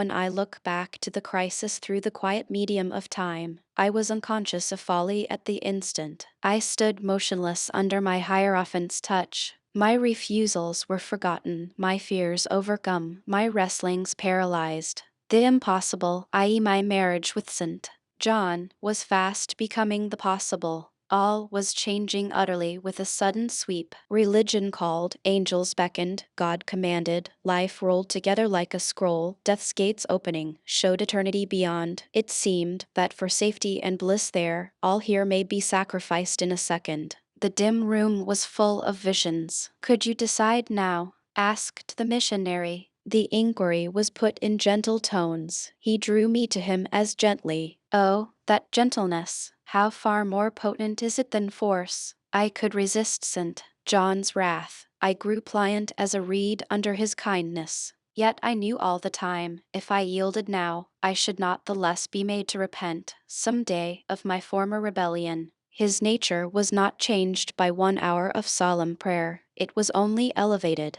I could decide if I were but certain, I answered. Were I but convinced that it is God's will I should marry you, I could vow to marry you here and now, come afterwards what would. My prayers are heard, ejaculated St. John. He pressed his hand firmer on my head, as if he claimed me. He surrounded me with his arm, almost as if he loved me. I say almost. I knew the difference, for I had felt what it was to be loved. But, like him, I had now put love out of the question, and thought only of duty. I contended with my inward dimness of vision before, which clouds yet rolled. I sincerely, deeply, fervently longed to do what was right, and only that. Show me the path. I entreated of heaven. I was excited more than I had ever been, and whether what followed was the effect of excitement the reader shall judge. All the house was still, for I believe all, except St. John and myself, were now retired to rest.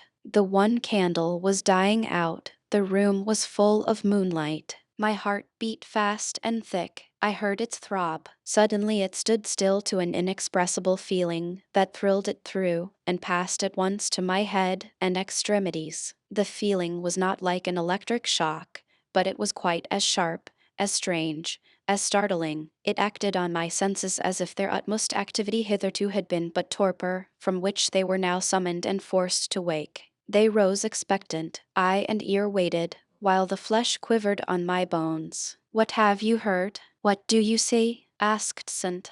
John. I saw nothing, but I heard a voice somewhere cry, Jane, Jane, Jane. Nothing more. Oh God, what is it? I gasped. I may have said, where is it? For it did not seem in the room, nor in the house, nor in the garden. It did not come out of the air, nor from under the earth, nor from overhead. I had heard it, where, or from where, forever impossible to know, and it was the voice of a human being, a known, loved, well-remembered voice, that of Edward Fairfax Rochester, and it spoke in pain and woe, wildly, eerily, urgently. I am coming, I cried. Wait for me. Oh, I will come. I flew to the door and looked into the passage. It was dark. I ran out into the garden. It was void. Where are you? I exclaimed. The hills beyond Marsh Glen sent the answer faintly back. Where are you? I listened. The wind sighed low in the firs. All was moorland loneliness and midnight hush. Down superstition, I commented, as that spectre rose up black by the black yew at the gate. This is not your deception, nor your witchcraft. It is the work of nature. She was roused, and did, no miracle, but her best. I broke from St. John, who had followed, and would have detained me. It was my time to assume ascendancy. My powers were in play and in force. I told him to forbear question or remark. I desired him to leave me. I must, and would be alone. He obeyed at once. Where there is energy to command well enough, obedience never fails. I mounted to my chamber, locked myself in, fell on my knees, and prayed in my way, a different way to St. John's, but effective in its own fashion. I seemed to penetrate very near a mighty spirit, and my soul rushed out in gratitude at his feet.